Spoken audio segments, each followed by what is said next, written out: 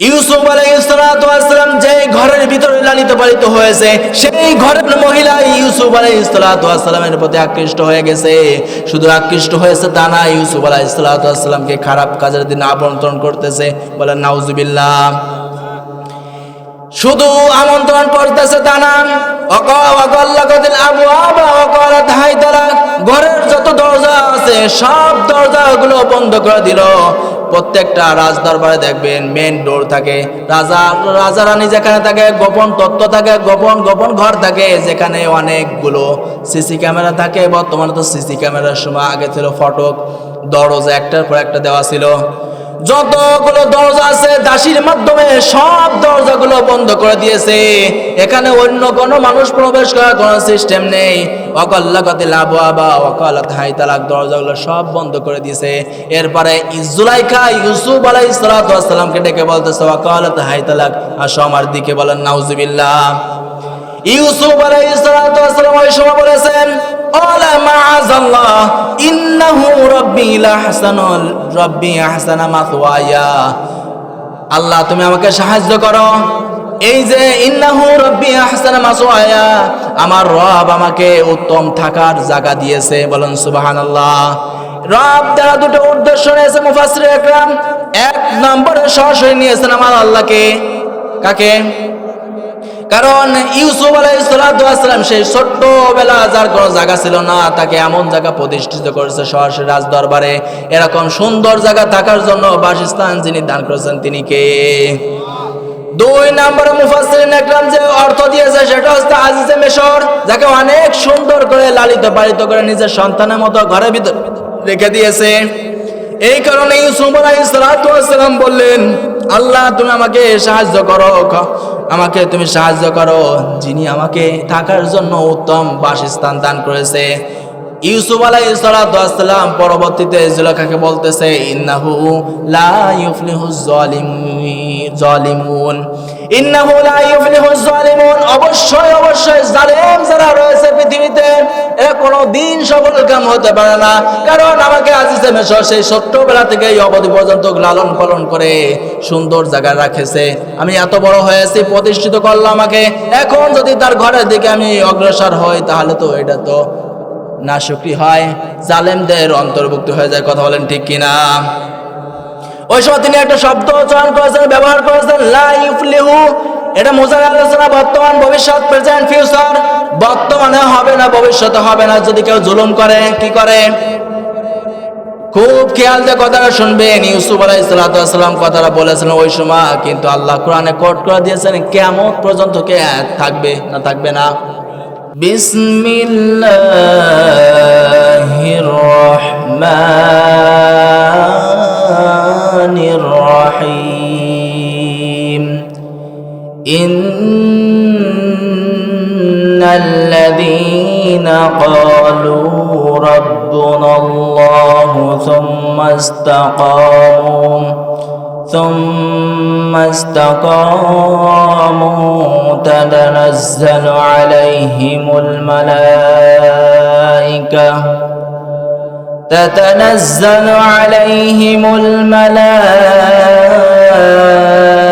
الملائكة ولا تخافوا ولا تحزنوا وأبشروا بالجنة التي كنتم توعدون. صدقت يا ربنا. عن عبد الله بن مسعود رضي الله تعالى عنه قال قال رسول الله صلى الله عليه وسلم الدنيا سجن المؤمن وجنة الكافر. رواه الترمذي. وقال الله تعالى في شان حبيبي إن الله وملائكته يصلون على النبي يا أيها الذين آمنوا صلوا عليه وسلموا تسليما. मोहब्बत নিয়ে সকলে দরুদ ইব্রাহিম পড়ি। اللهم صل على محمد وعلى آل محمد كما صليت على إبراهيم وعلى آل إبراهيم إنك حميد مجيد اللهم بارك على محمد وعلى آل محمد كما باركت على إبراهيم وعلى آل إبراهيم إنك حميد مجيد আমাদের প্রভু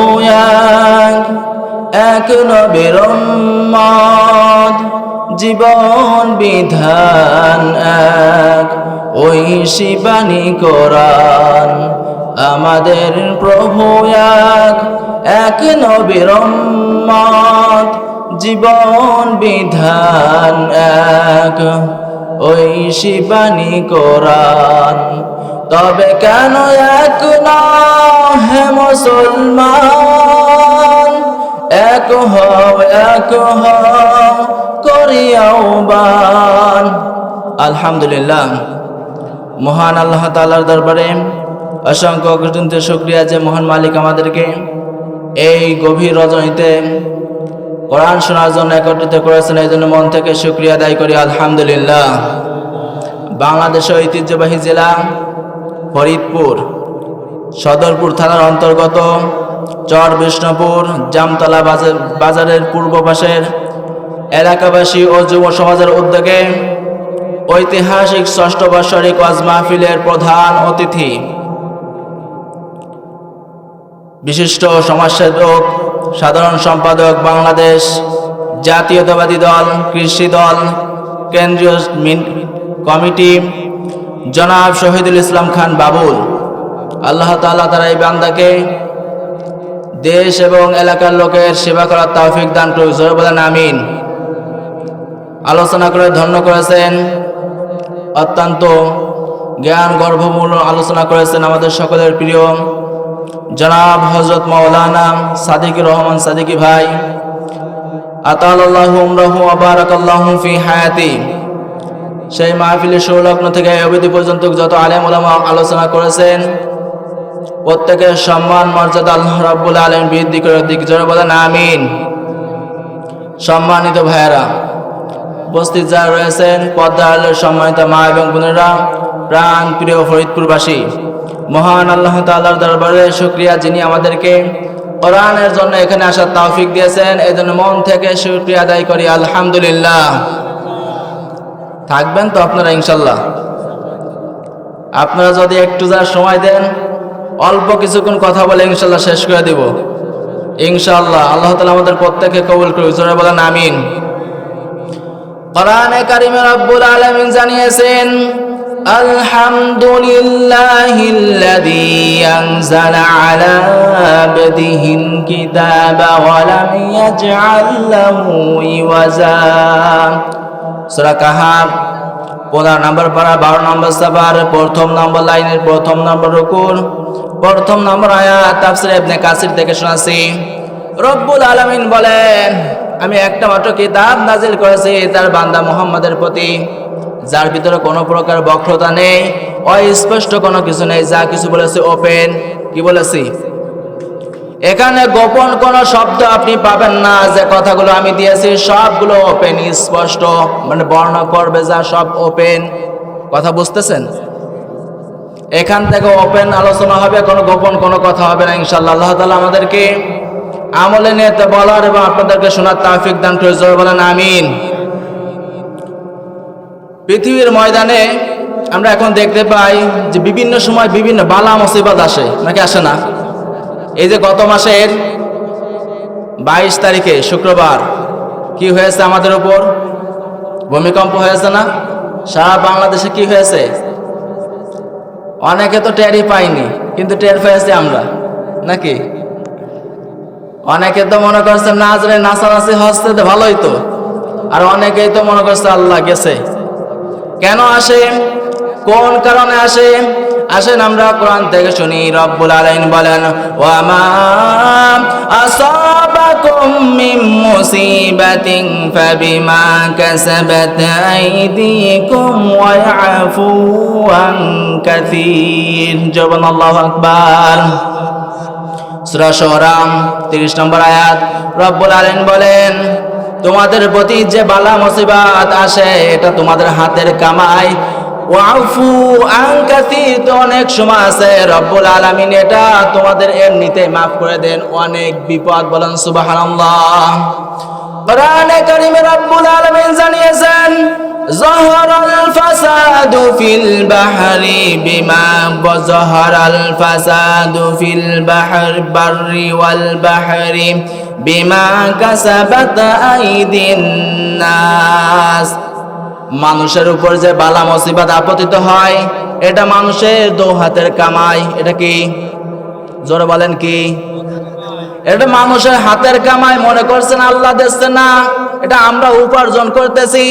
হাদিস শরীফের ভিতরে আছে, আল্লাহ রাসূল জানিয়েছেন, তিরমিজি শরীফের হাদিস, 15টা কারণে মানুষের প্রতি বালা মুসিবত আসে। কতটা কারণ? জোরে বলেন কয়টা কারণ? শুনবেন তো ইনশাআল্লাহ। আল্লাহ রাসূল জানিয়েছেন, আন আলী রাদিয়াল্লাহু তাআলা আনহু قال قال رسول الله صلى الله عليه وسلم اذا فعلت امتي 15 خصلا حل بها البلاء। আল্লাহ রাসূল সাল্লাল্লাহু আলাইহি ওয়াসাল্লাম বলেছেন, আমার উম্মতের ভিতরে যখন 15টা কাজ সংগঠিত হয়ে যাবে, যখন 15টা কাজ সংগঠিত হবে, তখন তাদের উপরে আস্তে আস্তে আস্তে আস্তে করতে করতে তাদের উপরে শুধু বালা মুসিবত আসতেই থাকবে। বলেন নাউজুবিল্লাহ। ফাকিলা ওয়া মা হুন্না ইয়া রাসূলুল্লাহ সাল্লাল্লাহু আলাইহি ওয়াসাল্লাম। আল্লাহর নবী সাহাবীরা আল্লাহ রাসূলকে প্রশ্ন করলেন, হে রাসূল, কোন কোন কারণে আমাদের প্রতি বালা মুসিবত হয়, কোন কোন কারণে আমাদের প্রতি এই বালা মুসিবত আসবে আপনি বলেন। আল্লাহ রাসূল সাল্লাল্লাহু আলাইহি ওয়াসাল্লাম বললেন, এক নম্বরে তোমাদের প্রতি যে বালা মুসিবত আসবে তার এক নম্বর কারণ হলো ক্বালা ইযা কানাল মাগনামু দুলান, যখন গনিমতের মাল ব্যক্তিগত সম্পদে পরিণত হয়ে যাবে। আমার ভাইরা খুব খেয়াল দিয়ে শুনবেন কথাগুলো। গনিমতের মাল কি আমাদের দেশের লোক বুঝবে না? যদি এটা মুসলিম দেশ যদিও হয়ে থাকে, কিন্তু আমাদের লোক বুঝবে না। কারণ কি? কারণ হচ্ছে কোন মুসলিম সৈন্য দল কোন কাফের মুশরিকদের সঙ্গে জিহাদ করে যে সম্পদ অর্জিত হবে, ওই সম্পদকে বলা হয় গনিমতের মাল। বলেন সুবহানাল্লাহ। এখন যদি আমাদের দেশে নেই, কিন্তু আল্লাহ রাসূল বলেছেন, যখন গনিমতের সম্পদ নিজের সম্পদে পরিণত হয়ে যাবে, আর যখন নিজের সম্পদ বলে এটা বিবেচিত হয়ে নিজেরা ব্যবহার করবে, তখন তাদের উপর কি আসবে? বালা মুসিবত আসবে। কি আসবে? এটা হচ্ছে কিয়ামতের অন্যতম একটা আলামত। 2 নম্বর, আল্লাহ রাসূল বলেন, ওয়াল আমানাতু মাগনামান, আমানতের লুটের মালে পরিণত হয়ে যাবে। আমানত দিলে মানুষের কাছে আমানত থাকবে না, এটা নিজের মাল হয়ে যাবে। বলেন সুবহানাল্লাহ। সুবহানাল্লাহ। আমানত রেখেছে, আমানত মানে সম্পদ না, আমানত মানে শুধু সম্পদ না, আমানত মানে টাকা, আমানত মানে সম্পদ, আমানত মানে আপনার পার্সোনাল কথা, আমানত মানে গচ্ছিত সম্পদ, অনেক কিছুই হয় আমানতের ভিতরে। কথা বলেন ঠিক কিনা? আর যদি সমাজের ভিতরে যারা দায়িত্বশীল রয়েছে তারা যদি এই আমানতের সম্পদকে, আমানতের মালকে যদি তারা সঠিকভাবে ব্যবহার করত, আমার দেশে কোনোদিন লুচ্চা বদমায়েশরা তাহলে কোনোদিন নেতা হতে পারতো না। কথা বলেন ঠিক কিনা? এই একটা হাদিসের কথা মনে পড়ে গেল। হযরত ওমর রাদিয়াল্লাহু তাআলা আনহুর খিলাফতের জামানায় তিনি রাষ্ট্রীয় কাজে ঘরের ভিতরে ল্যাম্প জ্বালিয়ে কোনো কাজ করতেছেন। বলবো ল্যাম্প জ্বালিয়ে, এখন তাই যে ইলেকট্রিক লাইট আছে, আমরা আলোয় আলোকিত হয়ে যাচ্ছি, কিন্তু ওই সময় এই লাইট ছিল না, কেরোসিন তেল দিয়ে তো কিছুদিন আগে মানুষ জ্বালিয়ে জ্বালিয়ে কত কাজ করছে, করেনি? ল্যাম্প জ্বালিয়েছে, হারিকেন জ্বালিয়েছে, আগে তো মোম ছিল, এই সমস্ত কাজ করতেছে। ওমর রাদিয়াল্লাহু তাআলা আনহু ঘরের ভিতরে কাজ করতেছে, হঠাৎ কয়েকজন লোক আসছে, কয় তোমরা কারা? আমরা আপনার আত্মীয় স্বজন। কেন এসেছো? আপনার সাথে আমাদের ব্যক্তিগত কথার জন্য এসেছি। হযরত ওমর রাদিয়াল্লাহু তাআলা আনহু বলে, দাঁড়াও তোমরা ঘরের ভিতরে প্রবেশ করো না, কারণ আমার সামনে যে বাতিটা রয়েছে বাতিটাকে অফ করে দিয়ে নি। তিনি বাতিটাকে বন্ধ করে দিলেন, নিজের থেকে আরেকটা বাতি জ্বালালেন, এবার বললেন তোমরা ঘরের ভিতরে প্রবেশ করো। এবার ওই লোকজন আত্মীয় স্বজনের কিউরিসিটি বেড়ে গেল। হযরত ওমর রাদিয়াল্লাহু তাআলা আনহুকে বললেন, খলিফাতুল মুসলিমিন, আপনার সামনে তো একটা মাত্র বাতি ছিল, কেন এই বাতিটা বন্ধ করে নতুন আরেকটা বাতি জ্বালালেন? আপনি তো ওই বাতি দ্বারা তো আমাদের সঙ্গে কথা বলতে পারতেন কি পারতো না?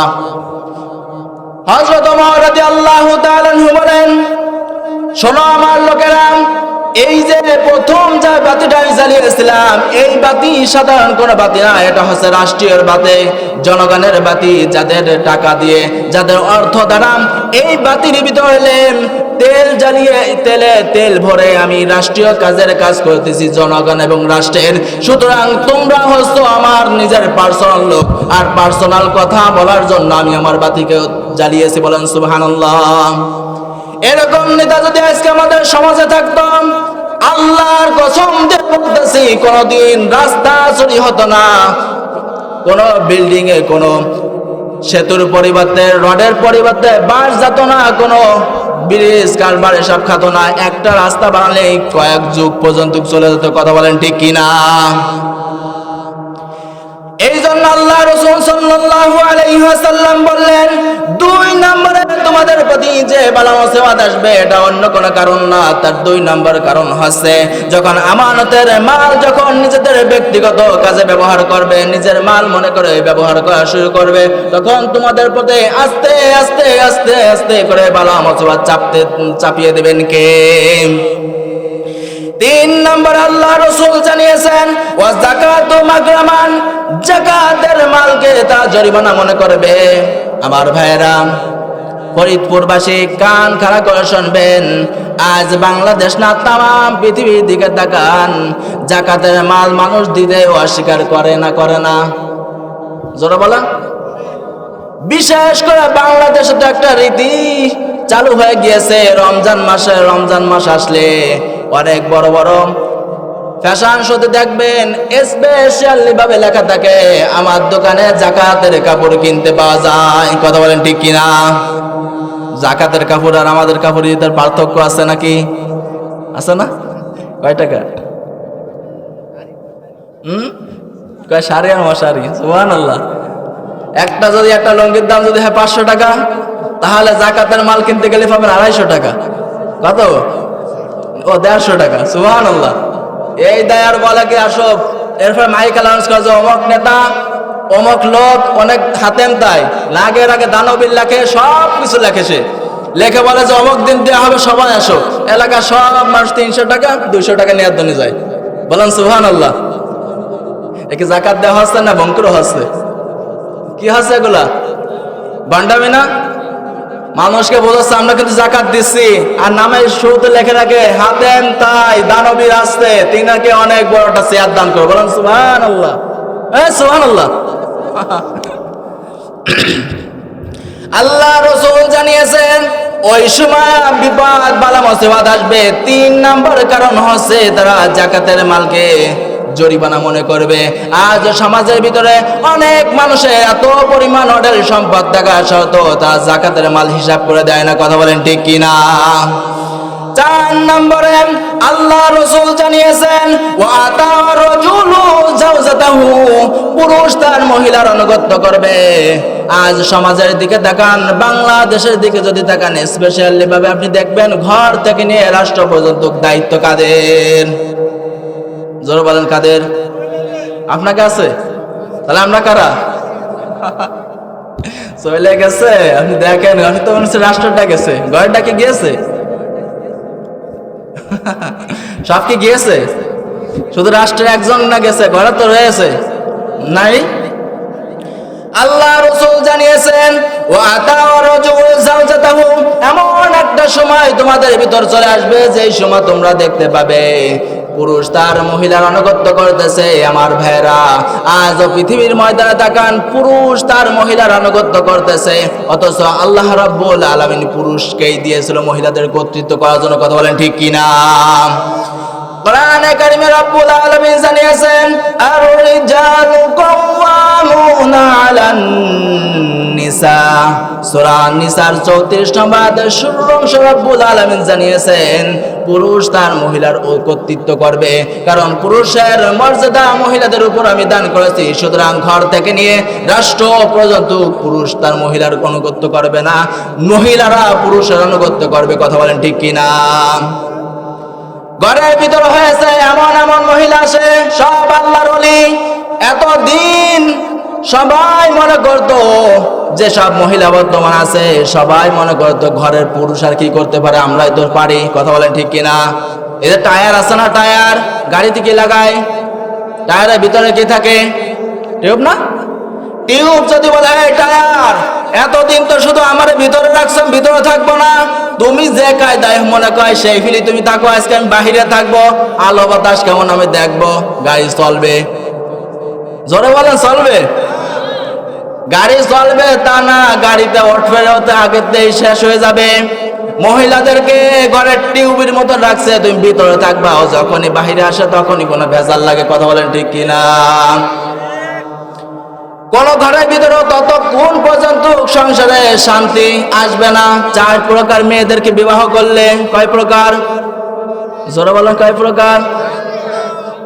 ইমাম গাজ্জালী রাহমাতুল্লাহি আলাইহি বলেন 4 প্রকার মহিলাকে যদি কেউ বিবাহ করে তাহলে কোনোদিন সংসার সুখ আসবে না। কয় প্রকার? 1 নম্বরে বলেছে আহেরা, 2 নম্বরে নাদিসা, 3 নম্বরে মুত্তাহিলা, 4 নম্বরে মুবারিয়া। এরা কারা? এখন দিচ্ছি বর্ণনা শোনেন। ইমাম গাজ্জালী বলেন আহেরা হচ্ছে তারা যারা নিজের রূপ শুধু চর্চা করে। কি করে? রুজা চর্চা বোঝেন তো? আপনারা তো বুঝবেন না, তারা ঠিকই বোঝে। আপনারা বোঝেন কি? আপনারা তো রোদে থাকেন। রূপের চর্চা কি? পুরুষের কি রূপ আছে? রূপের 2টা জিনিস আছে পুরুষের। কয়টা জিনিস আমি বলতেছি, শোনেন। 1 নাম্বার টাকা, 2 নাম্বার যৌবন। 2টা যদি পুরুষের থাকে কিসের নারী? ও রানী চলে আসবে। জোরে বলেন ঠিক কি না? বিশ্বাস হয় না আপনার? এই বিশেষ করে আমার তো মাহফিলে মাদারীপুরের দিকে বেশি আছে। শুধু ইটালি, সাউথ, কুয়েত, ফিরান সব ভরা। এদের চিন্তাধারা কিন্তু লেখাপড়া না, এদের চিন্তা হচ্ছে কামাও টাকা আনো রানী। বলেন সুবহানাল্লাহ। শুধু কি ওরা, এরাও ফরিদপুর মাদারীপুর এক লাইনের না? তার পুরুষের জন্য মোটা 2টা জিনিস যদি পুরুষ করতে পারে, ও রানী কে সব চলে আসবে। টাকা কামাও মানে তোমার সম্মান। কথা বলেন ঠিক কিনা? ইমাম গাজ্জালী রাহমাতুল্লাহি আলাইহি বলেন 4 প্রকার মেয়েকে যদি আপনি বিবাহ করেন কোনোদিন সংসারে সুখ আসবে না। 1 নম্বরে হচ্ছে আহেরা, যারা রূপের চর্চা করে। সমাজের ভিতরে দেখবেন মহিলারা সবচেয়ে বেশি রূপের চর্চা করে, কি করে না? দরকার হয় স্বামীর কোনো কাজ করবে না, কিন্তু ঘরের ভিতর যেতে রাজি হয় না। এসি আনো, ডায়ার আনো, ফ্যান আনো, সব কিছু আনো, এরপরে কিন্তু ফিটনেস যেন নষ্ট না হয় সেই কাজই করে। কথা বলেন ঠিক কিনা? এই জাতীয় মেয়ে বিবাহ করবেন মানে সারাটা জীবনে কাঁদবেন। জোরে বলেন সুবহানাল্লাহ। এই কাজে তো নামাজ করতে সবাই সুবহানাল্লাহ আছে। 2 নম্বরে নাদিসা, এরা হচ্ছে ওই ধরনের মহিলা যারা শুধু রূপের চর্চা করে তা না, বরং একটু অহংকারও করে। কি করে? অহংকার কেমনে করে? কালা মানুষ যদি পাশে এসে দাঁড়ায়, মানুষ, এটা মানুষ মনে হয় নিগ্রো সর। অনেক মানুষ আছে বন্ধু পর্যন্ত হয় না। কথা বলেন ঠিক কিনা? আজ তো মহিলার যে কায়দায় সুন্দর হস্তে বিভিন্ন সময় অধিদপ্তর আছে বাংলাদেশে, বিভিন্ন সময় দেখি বিভিন্ন কসমেটিক্স দোকানে যায় শুধু রেড মারে। এ আনসকা, এ দিলেকা, ওই দিলেকা, এসব কসমেটিক কেন? সব তো মানুষের ক্যান্সারের জন্য রোগের কারণ হয়ে দাঁড়ায়। কথা বলেন ঠিক কিনা? আরে এগুলো মহিলারা লাগায় দিন দিন সুন্দর হয়, কারা মানুষের সামনে ভাব দেখায় আইসেটটা। কথা বলেন না কেন? ঠিক না? 3 নম্বরে মুত্তাহিলা হচ্ছে তারা। এই মুত্তাহিলা আবার 2 প্রকার। কয় প্রকার? 1 নম্বরে যারা বলে তুমি আমাকে কি দিয়েছো, এরকম মহিলা তো ঘরে নেই। স্বামী ইটালি থাকে, প্রত্যেক মাসে 30,000 করে তাকে খালি হাত খরচ দেয়। এরপর বন্ধে কয় কি দাও, হচ্ছে না। জোরে বলেন সুবহানাল্লাহ। 2 নম্বরে মুত্তাহিলা হচ্ছে তারা যারা বলে মাঝে মাঝে স্বামীর সঙ্গে যদি কোনো কারণবশত ঝগড়া হয়, তখন বলে আমি বলে তোমার ভাত খাচ্ছি। কি বলে? আমি বলে তোমার ভাত খাচ্ছি, অন্য মায়ালি কবে তোমার লাথিতে চলে যেত। কথা বলেন না কেন? এরকম লোক নেই? এরকম মহিলা তোমার মনে প্রত্যেক ঘরে ঘরে। আর বউ মারে বর্তমানে, বউ তোমার আগে শুনতাম যে বিটারা, এখন বিটাকে আর বউ মারা লাগে না, বিটিরাই বউ মারে। বলেন সুবহানাল্লাহ। আমি সেই দিনকে একজনে বললাম যে ভাই চলেন এক জায়গায় যাই। কি যাবো হুজুর, আমারে আমার বউ পিটেবে নে। বাস্তব সত্য কথা বলতেছি। কিন্তু আমাকে অনেক সময় ফোন তো হুজুর যাইতে পারবো না, বর যে চাপ আমি সহ্য করতে পারবো না। ওদের সব কিছু আছে, টাকা পয়সা নেই, তার সমস্যা না, বউ কর্তা। জোরে বলেন সুবহানাল্লাহ। সুবহানাল্লাহ বলুন। 4 নম্বরে ইমাম গাজ্জালী রাহমাতুল্লাহ আলাইহি বলেন মুবারিয়ান, তারা হচ্ছে যারা স্বামীর কাছে থাকলেও ভালো লাগে, না থাকলে আরো বেশি ভালো লাগে। কারণ আজ সমাজের ভিতরে এমন হয়ে দাঁড়িয়েছে, স্বামী থাকলেও ভালো, না থাকলে আরো ভালো স্বামীকে রাখে। বরঞ্চ বাংলাদেশে পরকে আরো বেশি চলতেছে। কথা বলেন ঠিক কিনা? পরকে হাসছে না। বাংলাদেশের যে অবস্থা আপনি দেখবেন, 15 বছরের ছেলে 35 বছরের মেয়ে বিবাহ বন্ধনে আবদ্ধ, ওদিকে 65 বছরের বুড়ো কাকা কিছু নেই, উনি বিয়ে করে 18 বছরের মেয়ে। কথা বলেন ঠিক কিনা? ক্যামেরাম্যান হাসে, হাসছে না এগুলা? 15 এই তো বেশি চলতেছে বর্তমানে। আর মাঝে মাঝে দেখি কটের যে সমস্ত ভিডিও দেখা হয় সোশ্যাল মিডিয়ার সাথে ভরা ভরা, মাঝে মাঝে এই সব গেল এরা কারা? সব আল্লাহ ওয়ালিরা। কথা বলেন ঠিক কিনা? এই 4 প্রকার মেয়ে যদি কোনো মানুষ যদি দেখে শুনে বিবাহ করে, কোনো দিন শান্তি এর সংসারে আসবে না। কথা বলেন ঠিক কিনা?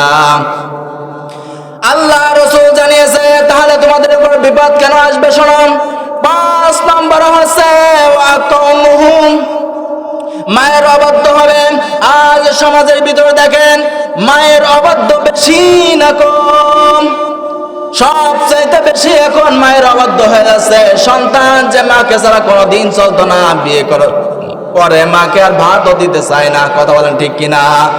আগে শুধু ফুসলার সুখে মা আমাকে যুদ্ধ করা যায় কিনা, যুদ্ধ হওয়ার পর কাকে বাসায় থাকবো না, চলো যাই ঘুরে আসি। কোন জায়গা? কোনো ফ্ল্যাট পাইনি। কথা বলেন ঠিক কিনা? আজ তো অনেক জায়গা আছে মাকে মার মর্যাদা দেওয়া হয় না, বরঞ্চ মাকে দাসীর মতো আচরণ করা হয়। কথা বলেন ঠিক কিনা? 6 নম্বর হচ্ছে বাররা সাদিকুহুম, বন্ধুর সঙ্গে ভালো ব্যবহার করা হবে। আজ সমাজের ভিতরে দেখেন সবচাইতে কাছের মানুষ আছে বন্ধু। পৃথিবীর শুরু থেকে এই অবধি পর্যন্ত মানুষের বন্ধু আছে না নেই? এই বন্ধু যাদের আছে, বন্ধু মানুষকে উপর উঠায়, বন্ধু মানুষকে নিচে নামায়। কথা বলেন ঠিক কিনা? আপনি এই যে ফিরাউনের নাম শুনেছেন, চেনেন না ফিরাউনকে? ওকে, আল্লাহর ওলি। এই ফিরাউন কিন্তু এত খারাপ ছিল না। একে এই চূড়ান্ত পয়জন শয়তান করার জন্য ওর বন্ধু ছিল হামান টাক। এই বন্ধুর ফুসলানোর কারণে লোকটা সবচাইতে ঘৃণিত হয়ে গেছে। কথা বলেন ঠিক কিনা? আল্লাহ রাসূল জানিয়েছেন ওই সময় দেখবা বন্ধুর প্রভাব বেড়ে যাবে। 7 নম্বরে ওয়াজাফা আবাহু, তার পিতার সঙ্গে খারাপ ব্যবহার করা হবে।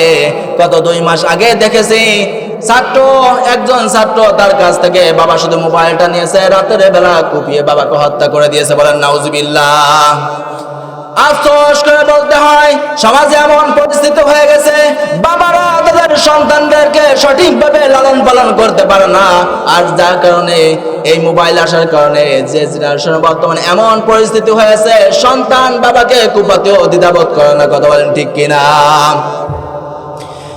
8 নম্বরে আল্লাহ রাসূল জানিয়েছেন কেন ভালো মুসিবত আসবে জানো নাকি? 8 নম্বর হচ্ছে ওয়ারতাফাতিল আসওয়াতি ফিল মাসাজিদ, মসজিদের ভিতরে সবচাইতে সুরগড় করা হবে। আজ দেখেন মসজিদের ভিতরে যাওয়ার পরে মসজিদের ভিতরে সবচাইতে বেশি কথা হয় কিনা? নামাজের সময় হয়েছে, মসজিদে লোক নেই, 4-5 জন যারা আছে সবাই দুনিয়ায় যা কিছু আছে টেলিভিশনের মতন বলা শুরু করে, বলেন সুবহানাল্লাহ। এদের কাছে এলাকায় যা আছে সব খবর পাবেন আপনি। কার মেয়ে চলে গেছে, কার আলকিটা ঠেলেছে, কার বর কার সঙ্গে কথা বলতেছে, কার বর মাথায় চুল নেই, কার মেয়ের বিয়ে হচ্ছে না, কার ছেলে কার মেয়েকে নিয়ে ব্যাগে আনছে, এলাকায় যত তথ্য আছে সব মসজিদি। কথা বলেন ঠিক কিনা? এ লোক নেই? আল্লাহ রাসূল জানিয়েছেন ওই সময় দেখবা বালা মুসিবত একের পর এক আসতেই আছেন। ওয়ারতাফাআতিল আসওয়াতু ফিল মাসাজিদ, মসজিদের ভিতরে তারা সুরকর করবে, বেশি করে চিল্লাচিল্লি শুরু হবে। মুহাদ্দিসিন ইকরাম এখানে দুটো ব্যাখ্যা দিয়েছেন। এক নম্বরে ওই ধরনের লোক যাদের কথা বললাম, যারা মসজিদে এসে দুনিয়াবি কথা বলা শুরু করবে, অনার্থক কথাবার্তা দিন রাত 24 ঘন্টা বসে বসে করবে, মসজিদের ফ্যান টাঙ্গিয়ে দিয়ে দিন ভরে দিদারসে কথা বলবে। দুই নম্বর হচ্ছে মসজিদের ভিতরে মেম্বারে বসে ইমাম সাহেব সত্য কথা বলতে পারবে না। ইমাম সাহেব বসে আছেন, সত্য কথা বলবে, সামনের দিকে তাকিয়ে দেখে প্রথম লাইনে সভাপতি সুদের কথা কবে কি দেবে, জাত বর্ষে মনে মনে কষ্ট আল্লাহ চাকরি গেল। দ্বিতীয় রাকাতে দ্বিতীয়বার চিন্তা করছে একটু ঘুষের কথা বলি, কোনায় দেখে সেক্রেটারি চেয়ারে বসে আছে, হুজুর দেখে হয়েছে আমার ইমামতি গেল। এরপরে হুজুর আরেকটা নিয়ে শুরু করে, আরেকজনের সমস্যা। এলাকার সব সমস্যা যখন হবে তখন ইমাম সাহেব আর মেম্বারে সঠিক কথা বলবে না। কথা বলেন ঠিক কিনা? কোন মসজিদের ভিতরে ইমাম সাহেব যদি সত্য কথা না বলেন ওই মসজিদ নামাজ হবে না। কি হবে না? আল্লাহ রাসূল বলেন মাসাজিদুহুম আমিরাতুন ওয়া হিয়া খারাবুম মিনাল হুদা, রাহুল বাইহাকি। আল্লাহ রাসূল বলেছেন ওই সময় দেখবা মসজিদগুলো টাইলস করা হবে, রং বেরং দিয়ে খুব ভাবে মডিফাই করা হবে, 2 তলা 3 তলা পর্যন্ত মসজিদের অবস্থা হবে, কিন্তু হিদায়াতের কোনো কথা মসজিদে থাকবে না। কথা বলেন ঠিক কিনা? আজ থেকে আমরা দেখতে পাই মসজিদকে শুধু না, মসজিদে এত সুন্দর কারুকার্য করা দেখলেই মনটা জুড়িয়ে যায়, কিন্তু ইমাম সাহেব না, যে কেউ সত্য কথা বলতে পারে না, কারণ আগের থেকে তার পিছনে শেল্টার দিয়ে থাকে। কথা বলেন ঠিক কিনা? যারা 2-1 সত্য কথা বলে মাঝে মাঝে নেতারা হুজুর এসব রাজনীতি, এসব পেটনীতি, কথা বলেন না কেন? এসব আছে না? এসব কারা? সব আল্লাহওয়ালিরা। অথচ আল্লাহ রাব্বুল আলামিন জানিয়েছেন যদি কোনো ব্যক্তি জান্নাতে যেতে চায় তাকে জান্নাতের ব্যবস্থা আমি আল্লাহ নিজেই করব। শর্ত দিয়েছেন 2টা। কয়টা? কোরআনে কারিমে রাব্বুল আলামিন জানিয়েছেন ইয়া আইয়ুহাল্লাযীনা আমানুত্তাকুল্লাহা ওয়া কুলু মা'আস সাদিকিন। আল্লাহ রাব্বুল আলামিন বলেন সূরা আহজাব ৭০ নম্বর আয়াত, ঈমানদাররা ভয় করো আল্লাহকে এবং সব সময় সদা সত্য কথা বলো। কথা বলেন ঠিক কিনা? যদি তুমি সত্য কথা বলতে পারো ইসলিহ লাকুম আমালাকুম, যদি তুমি সত্য কথা বলতে পারো তাহলে তোমার আমলকে ঠিক করে দেব।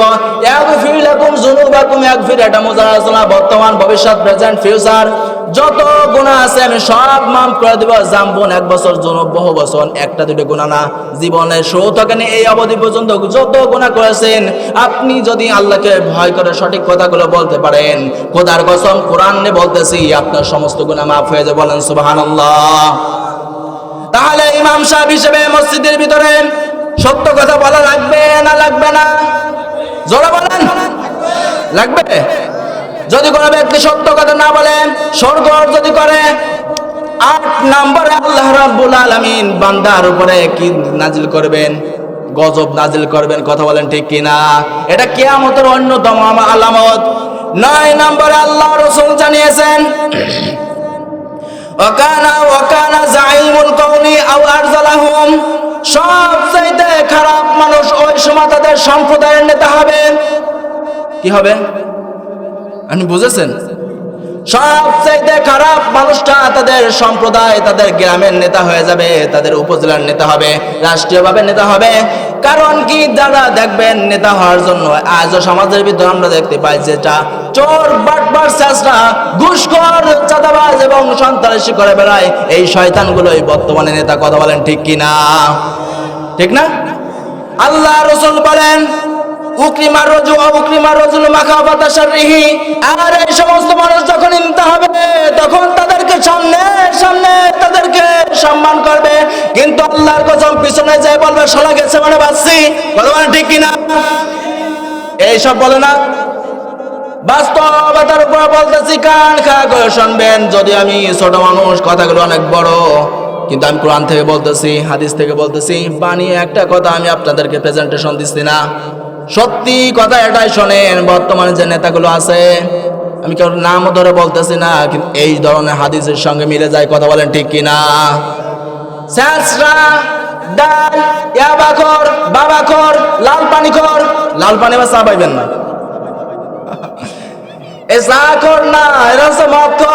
যা কিছু আছে আকাম উকাম, অন্যের কাছে যাওয়া, সব কিছু বাটপাড়ি সাটপাড়ি যা আছে, এই সমস্ত শয়তান মার্কা নেতা, এদেরকে সম্মান করে এই কারণে যে আজকে যদি সম্মান না করি কালকে আমার কি জন্য ক্ষতি করে দিবে। কথা বলেন ঠিক কিনা? আল্লাহ রাসূল জানিয়েছেন 11 নম্বর দেখবা, যখনই তোমাদের প্রতি আস্তে আস্তে আস্তে আস্তে করে বালা মুসিবত আসবে, তার 11 নম্বর কারণ হচ্ছে অশরীবাতিল খমর, সমাজের ভিতরে মদ্যপান বেড়ে যাবে। কি বেড়ে যাবে? আজ সমাজের ভিতর তাকান, মদ বাড়ছে না কমছে? বাংলাদেশ মুসলিম একটা রাষ্ট্র, তারপরও রাষ্ট্রীয়ভাবে মদকে লাইসেন্স দেওয়া হয় না, হয় না? কথা বলেন না কেন? জানেন না আপনারা? যে দেশে 90% মুসলমান, সেই দেশে মদকে লাইসেন্স দিয়ে কিভাবে এস্টাবলিশ করে? কথা বলেন ঠিক কিনা? তো ইমানের দাবি হিসেবে আমাদের যে আবদার জানাছে যে এসব কাজ আমাদের দ্বারা হবে না। কথা বলেন ঠিক কিনা? যেখানে আছে সেখানেই বয়কট করা লাগবে, পারবেন না ইনশাআল্লাহ। আল্লাহ রাসূল বলেন 12 নম্বরে তাদের প্রতি কেন বালা মুসিবত আসবে? 12 নম্বর হচ্ছে ওয়ালুবিসাল হারির, রেশমি কাপড় পরিধান বেড়ে যাবে। কি বেড়ে যাবে? রেশমি কাপড় আমাদের বাংলাদেশে যদিও না বাড়তে পারে, আরব আমিরাতে বেশি। বাংলাদেশে কি বাড়ছে জানেন? আমি আপনাকে বলি বাস্তবতার উপরে। সোনা আছে না, সোনা ব্যবহার করবে পুরুষ না মহিলা? আমাদের দেশের অবস্থা হয়েছে মহিলারা তো করেই করে, পুরুষে বড় বড় আংটি বানায়, সব এখানে রাখে, এখানে একটা, এখানে একটা, এখানে একটা। আর এ দেশের বাবা যারা আছে তারা সব রাখে পাথর। কি রাখে? কি রাখে? আর অন্য যারা আছে সব রাখে সোনা। আর কিছু কিছু মানুষ তো আল্লাহ, বিদেশের তো যদি যেসব পোলাফান আসে, এরা করে কি, রূপার যে পাত আছে, এই যে ব্যাজলেট বানায় বাদাই মেঘে মতো, যেটা টুকায় না, 3 দিন খায় না, 4 দিন খায় না, পাগল, এরকম 3টে 4টে পাত বানায় রাখে। যদি বলা কি এগুলো, রূপা, এই যা কতটুকু আছে, 7-8 বই তো হবেই, রাখছো কেন? একটু যারা ভাব, বলেন সুবহানাল্লাহ। ওদের সম্পূর্ণ নিষেধ। ওর জন্য কোনো ব্যক্তি যদি, বিশেষ করে পুরুষরা যদি সোনার রূপা ব্যবহার করে, এতে 2টা ক্ষতি হবে। কয়টা? একটাই বলি, 2টা বলতেছি না, একটাই বলি। 1 নম্বর, ও যৌন শক্তি কমে যাবে। কি হবে? পুরুষ যে ব্যবহার করতে মহিলারা করে, তাদেরকে অনুমতি দেওয়া হয়েছে, কোনো সমস্যা নাই। পুরুষ যদি করে, কি কমবে? এরপরে দেখবেন হারবাল খোঁজা শুরু করবে, ডাল হারবাল, লতা হারবাল, কলকাতা হারবাল, এইসব খাইয়ে খেয়ে তারপরে তার বিয়ে করা লাগবে। কথা বলেন না কেন? এগুলো হচ্ছে না? আল্লাহ তাআলা আমাদেরকে এই সমস্ত গজব থেকে হেফাজত করুন, জোরে বলেন আমিন। আল্লাহ রাসূল জানিয়েছেন কেন তোমাদের প্রতি বালা মুসিবত আসবে, তার 13 নম্বর কারণ হচ্ছে সমাজের ভিতরে নায়ক নায়িকা গায়কদের তাদেরকে প্রতিষ্ঠিত করা হবে। আজ সমাজের ভিতরে দেখবেন ইন্ডাস্ট্রিতে যারা আছে, এদেরকে প্রমোট করার জন্য বিভিন্ন সময় প্রযোজকরা ব্যবহার করে এদেরকে প্রতিষ্ঠিত করে। কথা বলেন ঠিক কিনা? আল্লাহ রাসূল জানিয়েছেন 14 নম্বর হচ্ছে ওয়াল মাআজিফু, বাদ্যযন্ত্র কদর করা হবে।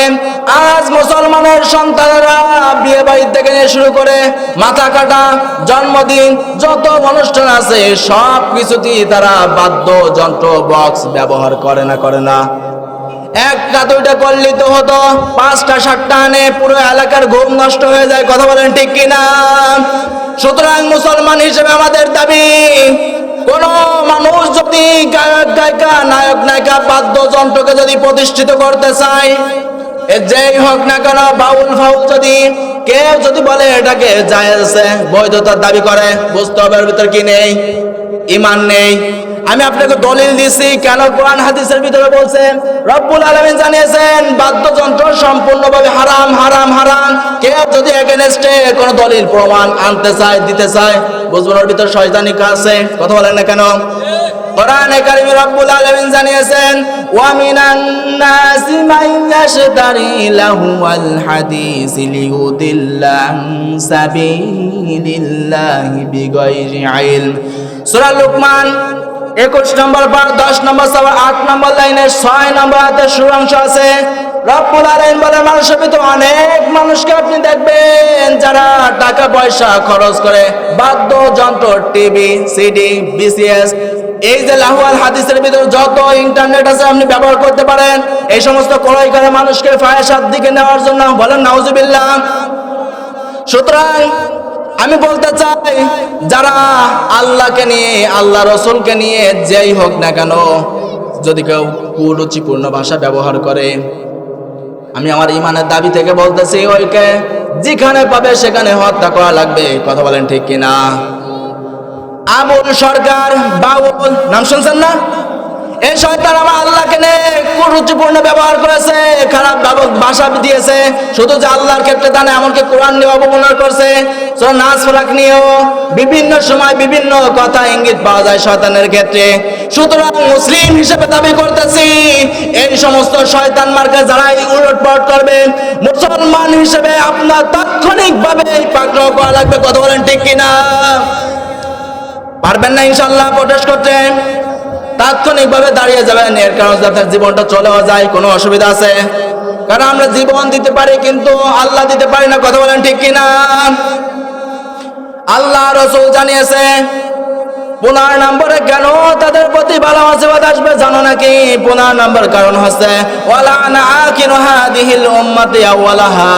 এমন সময় আসবে দেখবেন বর্তমানের লোকেরা পূর্বের যুগের মুরব্বীদেরকে গালিগালাজ করবে। কথা বলেন ঠিক কিনা? আজ মানুষ এমন হয়ে গেছে মুরব্বীদেরকে হেয় প্রতিপন্ন করে।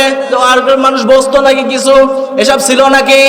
আরে ভাই আমি যে পজিশন আছি আমার থেকে যাদের বয়স 50 বছর তারা দেখেছে, আমি কি তার দেখেছি?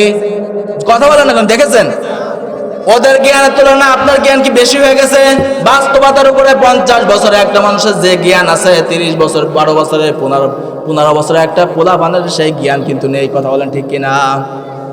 200 বছর 300 বছর পূর্বে মানুষ যখনই মরে যায় তখন এই জামানার লোকেরা তাদেরকে গালিগালাজ করে, তাদের নামে খারাপ খারাপ কথা বলে যে ওরা কিছু বোঝে, লানত করে। বলেন নাউজুবিল্লাহ। আল্লাহ রাসূল বলেন ফারতাকিবু ইনদা যালিক। সুতরাং তোমরা অপেক্ষা করবে ওই সময়ের জন্য যখন তারা গজব তোমাদের কাছে আস্তে আস্তে করে আসবে। ওই সময় অপেক্ষা করতে থাকো। 1 নম্বরে তোমাদের প্রতি কি কি গজব আসবে জানো নাকি? রিহান হামরা ও আগুনের বাতাস আসবে। কি আসবে?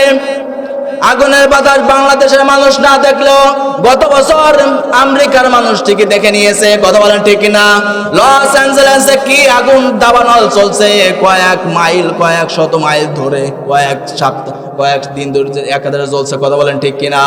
আল্লাহ রাব্বুল আলামিন বলেন মাঝে মাঝে এরকম আগুনের লেলিহান দেব, আমি বাতাস দিব গজব হিসেবে। বলেন নাউজুবিল্লাহ। 2 নম্বরে গজব হিসেবে আমি তাদেরকে দান করবো আও খাসফান। দেখবা জমিন ধসে যাচ্ছে, ভূমিকম্প হবে, মনে হয় সমাজে নেই। এই যে বর্তমানে নিউজ বাংলাদেশে যেটা চলতেছে, বাংলাদেশ ঢাকা শেরপুর এবং গাজীপুর বাংলাদেশে আতঙ্কের ভিতর রয়েছে। কথা বলেন ঠিক কিনা? যে কোনো মুহূর্তে যদি 7.7 .9 যদি হয় ভূমিকম্প তাহলে ধসে যাবে। আল্লাহ রাসূল জানিয়েছে ওই সময় যদি এই সমস্ত বালামাজরাত হয় একের পর এক যদি হতেই থাকে বুঝবা ওই সময় তোমাদের প্রতি ভূমিধস হবে, ভূমিকম্প হবে। বলেন নাউজুবিল্লাহ। 3 নম্বরে তোমাদের প্রতি যে বালা মুসিবত আসবে 3 নম্বর হচ্ছে মাসখান। ও মাসখান, চোখের চেহারা বিকৃত হয়ে যাবে। অনেক সময় দেখবেন মানুষের চেহারার দিকে তাকানো যায় না। কথা বলেন ঠিক কিনা? আজ আমরা সোশ্যাল মিডিয়ায় দেখতে পাই অনেক মানুষের চেহারা অনেক মানুষের মতন থাকে না, পুরুষ মহিলা হয়ে যায়, মহিলা পুরুষ হয়ে যায়। এরকম নেই? আছে না নেই? অবশ্যই রয়েছে। সুতরাং এই সমস্ত অপকর্ম থেকে আল্লাহ তাআলা আমাদেরকে হেফাজত করুক। জোরে বলেন আমিন।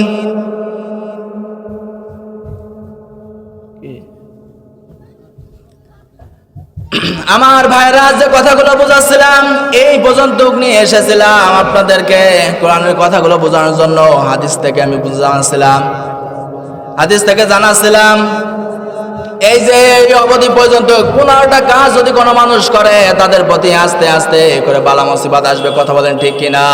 আল্লাহ তাআলা এই সমস্ত অপকর্ম থেকে আমাদের প্রত্যেককে হেফাজত করে বলেন আমিন।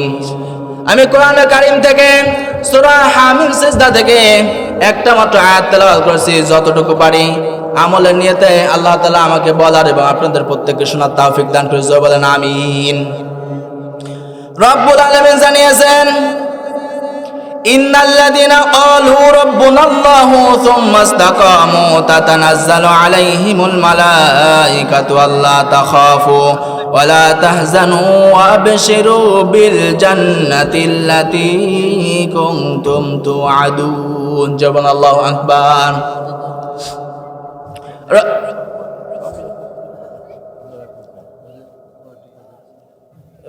মাউত আছে নি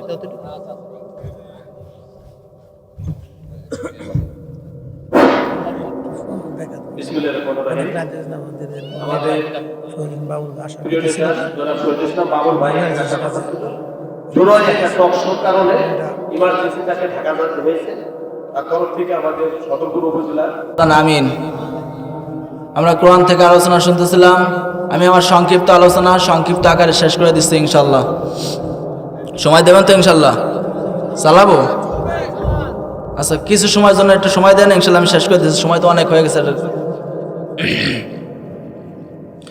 কোরআনে কারিমে রব্বুল আলামিন জানিয়েছেন ইন্নাল্লাযীনা ক্বালু রাব্বুনাল্লাহু সুম্মা ইসতাকামু তাতানাজ্জালু আলাইহিমুল মালাঈকাতু আল্লা তাখাফু ওয়া লা তাহজানু ওয়া আবশিরু বিল জান্নাতিল্লাতী কুনতুম তুআদুন। জবান আল্লাহু আকবার। সূরা হামিম সিজদা 30 নম্বর আয়াত রব্বুল আলামিন বলেন, তাফসীর ইবনে কাসির থেকে শোনাচ্ছি, যতগুলো তাফসীর আমি দেখেছি সব মুফাসসির একই ধরনের বক্তব্য দিয়েছে আয়াতের উপরে। রব্বুল আলামিন জানিয়েছেন ইন্নাল্লাযীনা, নিশ্চয় যে বাজারা ক্বালু বলেছে রব্বুনাল্লাহ, আমাদের রব আল্লাহ, আমাদের রব কে? ক্বালু রাব্বুনাল্লাহ, আমাদের রব আল্লাহ, সুম্মা ইসতাকামু, এর উপর অটুট রয়েছে, তাতানাজ্জালু আলাইহিমুল মালাঈকা, তখন আল্লাহ রাব্বুল আলামিন বর্তমান ভবিষ্যৎ তাদের উপরে রহমতের ফেরেশতা নাজিল করবেন। আল্লাহ তাখাফু ওয়া লা তাহজানু, ওই ফেরেশতারা এসে বলবে ভয় নেই, চিন্তা নেই, টেনশনের কোনো কারণ নেই। ওয়া আবশিরু বিল জান্নাতিল্লাতী কুনতুম তুআদুন, তোমাদের টেনশন নাই, চিন্তার কোনো কারণ নেই, আমরা তোমাকে সুসংবাদ দিচ্ছি ওই জান্নাতে যার ওয়াদা আল্লাহ নিজে করেছেন। বলুন সুবহানাল্লাহ। এতে ভিতর রব্বুল আলামিন জানিয়েছেন ইন্নাল্লাযীনা, নিশ্চয় যে বা যারা ক্বালু বলেছে, এটা ফার্স্ট দিয়েছেন অতীতের। কবে বলেছেন আপনি? জন্মই তো হলো আপনার এই যে কিছুদিন আগে, তাহলে আপনি বলেছেন কবে? আল্লাহর কথা কি মিথ্যা হতে পারে? জোরে বলেন। মানুষের জন্য, প্রতিটা মানুষের জন্য 5টা ঘাঁটি অবস্থান, 5টা জগৎ নির্ধারিত। কয়টা জগৎ? 1 নম্বর হচ্ছে আলমে আরওয়াহ, রুহের জগৎ।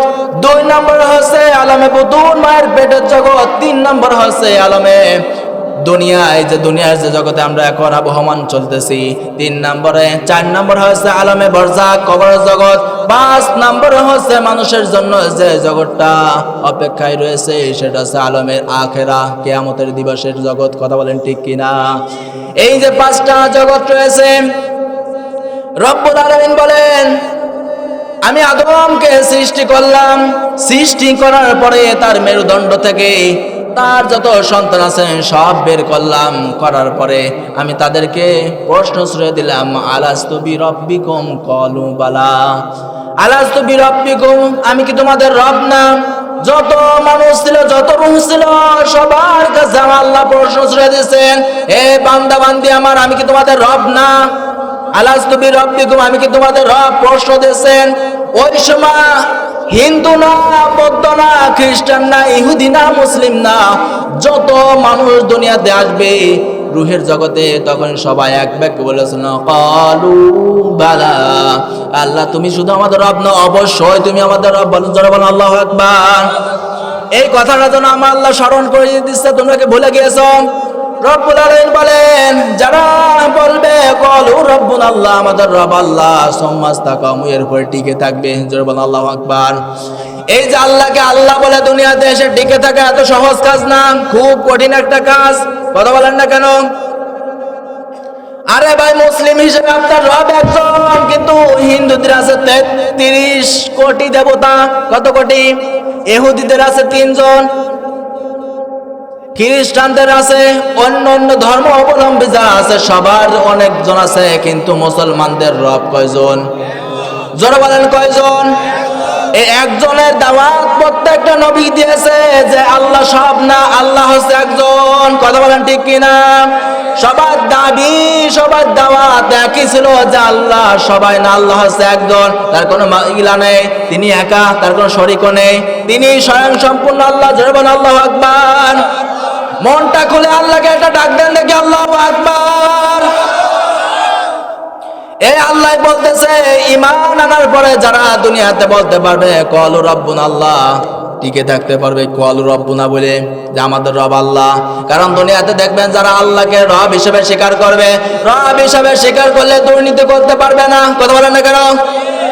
দুর্নীতি করতে পারবেন না, বোনের সম্পদ নিজের নামে জাল দলিল করে নিতে পারবে না, অন্যের সম্পদ মেরে দিতে পারবে না, কারোর টাকা পয়সা আত্মসাৎ করতে পারবে না। কথা বলেন না কেন? এই কথাগুলো না, যখনই বলবেন আল্লাহ আমার রব, তখনই আপনার সব কিছু আবার শুধু আল্লাহর মর্জি অনুযায়ী চলা লাগবে। এত সহজ বিষয় না। মুখের মাটির চামড়া তো মুখ আসতে বলে দেয় আল্লাহ আমাদের রব, এরপরে কোনো কাজ নেই, কোনো দাবি দেওয়া নেই, যা কিছু বলতেছে মনে হয় হুজুর আমাদের বিরুদ্ধে কথা বলে, বিরুদ্ধের কথা। আপনি বলেন দেখে, আমি কোরআন থেকে বলবো একটা একটা করে পয়েন্ট আকারে, যদি কেউ যদি প্রমাণ করাতে পারে হুজুর একটা রাজনীতি করে গেছে, একটা কথা যদি প্রমাণ করাতে পারে, আমি আর কোনো সমাধানী কোরআনে কথা বলবো না। বোঝেননি আপনারা? আমি যে কথাগুলো বলতেছি আল্লাহর কসম দিয়ে শোনেন, আল্লাহর কসম দিয়ে বলতেছি যে কথাগুলো বলবো কোরআন থেকে বলবো, আউট কোনো কথাই বলবো না। এখন যদি এর প্রেক্ষাপট যদি কোনো কথা আসে দুনিয়া অনুযায়ী, যুগ অনুযায়ী আমার বলা লাগবে, এটা আমার নৈতিক দায়িত্ব। কথা বলেন ঠিক কিনা? এই দায়িত্বর কথা যখনই বলতে যাব, তখন যদি কেউ মন খারাপ করেন তার খবর আছে, শুনবেন তো ইনশাল্লাহ।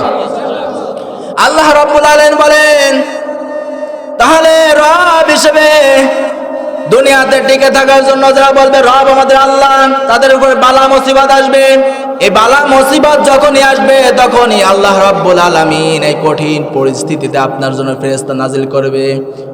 শুধু যে ফেরেশতা, ওই ফেরেশতা আসবে তা না।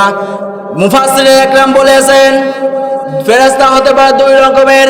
1 নম্বরে সরাসরি ফেরেশতা এসে আপনাকে বলবে আব্দুল্লাহ টেনশন করুন, আমরা চলে এসেছি। 2 নম্বরে যে ফেরেশতার কথা আল্লাহ তাফসীরের ভিতর দিয়েছে, আল্লাহ রাব্বুল আলামিন আপনার পাশে যারা আছে এই মানুষদের মাধ্যমে আপনাকে এমন এমন সান্ত্বনা দিবে, সঙ্গে সঙ্গে আল্লাহর প্রতি ঈমান যা ছিল আরো বৃদ্ধি হয়ে যাবে। বলেন সুবহানাল্লাহ। তাহলে রাব্বুল আলামিন বলে তাতানাজ্জালু আলাইহিমুল মালায়েকা, আমি বর্তমান, ভবিষ্যৎ, প্রেজেন্ট, ফিউচার, বর্তমানেও ফেরেশতা নাজিল করব, ভবিষ্যতেও করব, যারা ইস্তেকামতের উপর টিকে থাকবে। যারা বলেন সুবহানাল্লাহ। যুগে যুগে যারা ইস্তেকামতের উপর টিকে রয়েছে তাদের প্রতি বালা মুসিবত আসছে না, আসে নাই? অনেকের ঘর ছাড়া লাগছে, বাড়ি ছাড়া লাগছে, অনেকের জেলের ভিতর যাওয়া লাগছে, কারণ অকারণ ছাড়াই। কথা বলেন ঠিক কিনা? এই পৃথিবীর ময়দানে তাফসীরে জালালাইন থেকে শোনাছি 4 জন ব্যক্তি আছে যাদের সম্পর্কে ঈমানের উপর টিকে থাকতে গিয়ে নাবালক শিশুরা সাক্ষী দিয়েছে যে তুমি টেনশন করো না, তুমি নিরপরাধী, কোনো টেনশন নাই। 4 জনের পক্ষে কথা বলছে যারা মায়ের কোলের ভিতর রয়েছে, যারা এখনো কথা বলার মতো জ্ঞান তাদের এখনো হয়নি, তারা বড় হয়নি, দুধ খায়, এরকম কথা বলছে কয়জন? জোরে বলেন কয়জন? মায়ের দুধ খাচ্ছে এই অবস্থায় এরকম লোক কথা বলেছে কয়জন? 1 নম্বরে মুসা আলাইহিস সালাতু ওয়াস সালামের জামানায় তার একজন মন্ত্রী ছিল, নাম ছিল হেজকেল। নাম কি? এই মন্ত্রীর স্ত্রী আল্লাহর নবী মুসার প্রতি ঈমান এনে ফেলেছেন। যেহেতু ফিরাউন ওই জামানায় শাসন কর্তা, সে যেহেতু দাবি করে বসেছে আমি রব, আমাকে সবাই মানো, তখন ওই এলাকার সবাই মানলেও এই ইমানদাররা কিন্তু মানতো না। কথা বলেন ঠিক কিনা? আমার ভাইরা গভীর মনোযোগ দিবেন। এহেজকেলের স্ত্রী একদিন কারা ফিরাউনের এক মেয়ের চুল হাসিয়ে দিয়েছে। হঠাৎ করে চিরুনি পড়ে গিয়েছে। যাওয়ার পর চিরুনি উঠানোর সময় আল্লাহর নাম বলছে। কি বলছে? আল্লাহর নাম শুধু বলছে। এই স্ত্রী বলার সঙ্গে সঙ্গে ফিরাউনের মেয়ে বলে, কিরে তুমি কি আমার বাবাকে রব হিসেবে মানো না?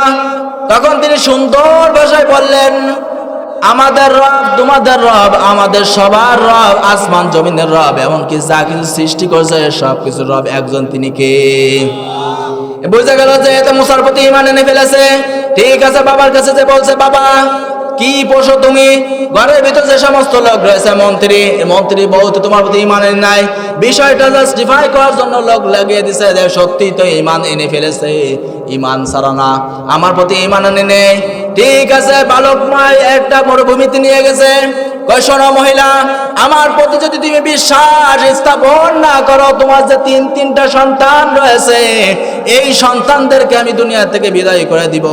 কিভাবে বিদায় করবে শুনুন। এই ফিরাউন আস্তে আস্তে করে একজনকে ধরল।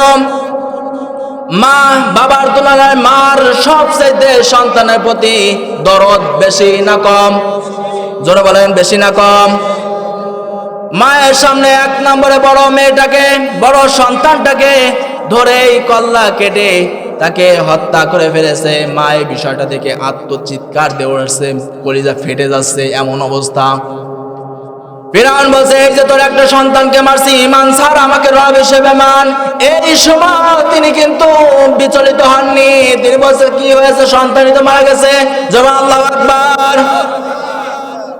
মুসা আলাইহিস সালাতু ওয়াস সালামের উপরে ঈমান আছে, আল্লাহর প্রতি ঈমান এনে রয়েছে। এই সময় দ্বিতীয় সন্তানটাকে নিয়ে গরম উত্তপ্ত তেলের ভিতরে ফেলে দিয়েছে। বলেন নাউজুবিল্লাহ।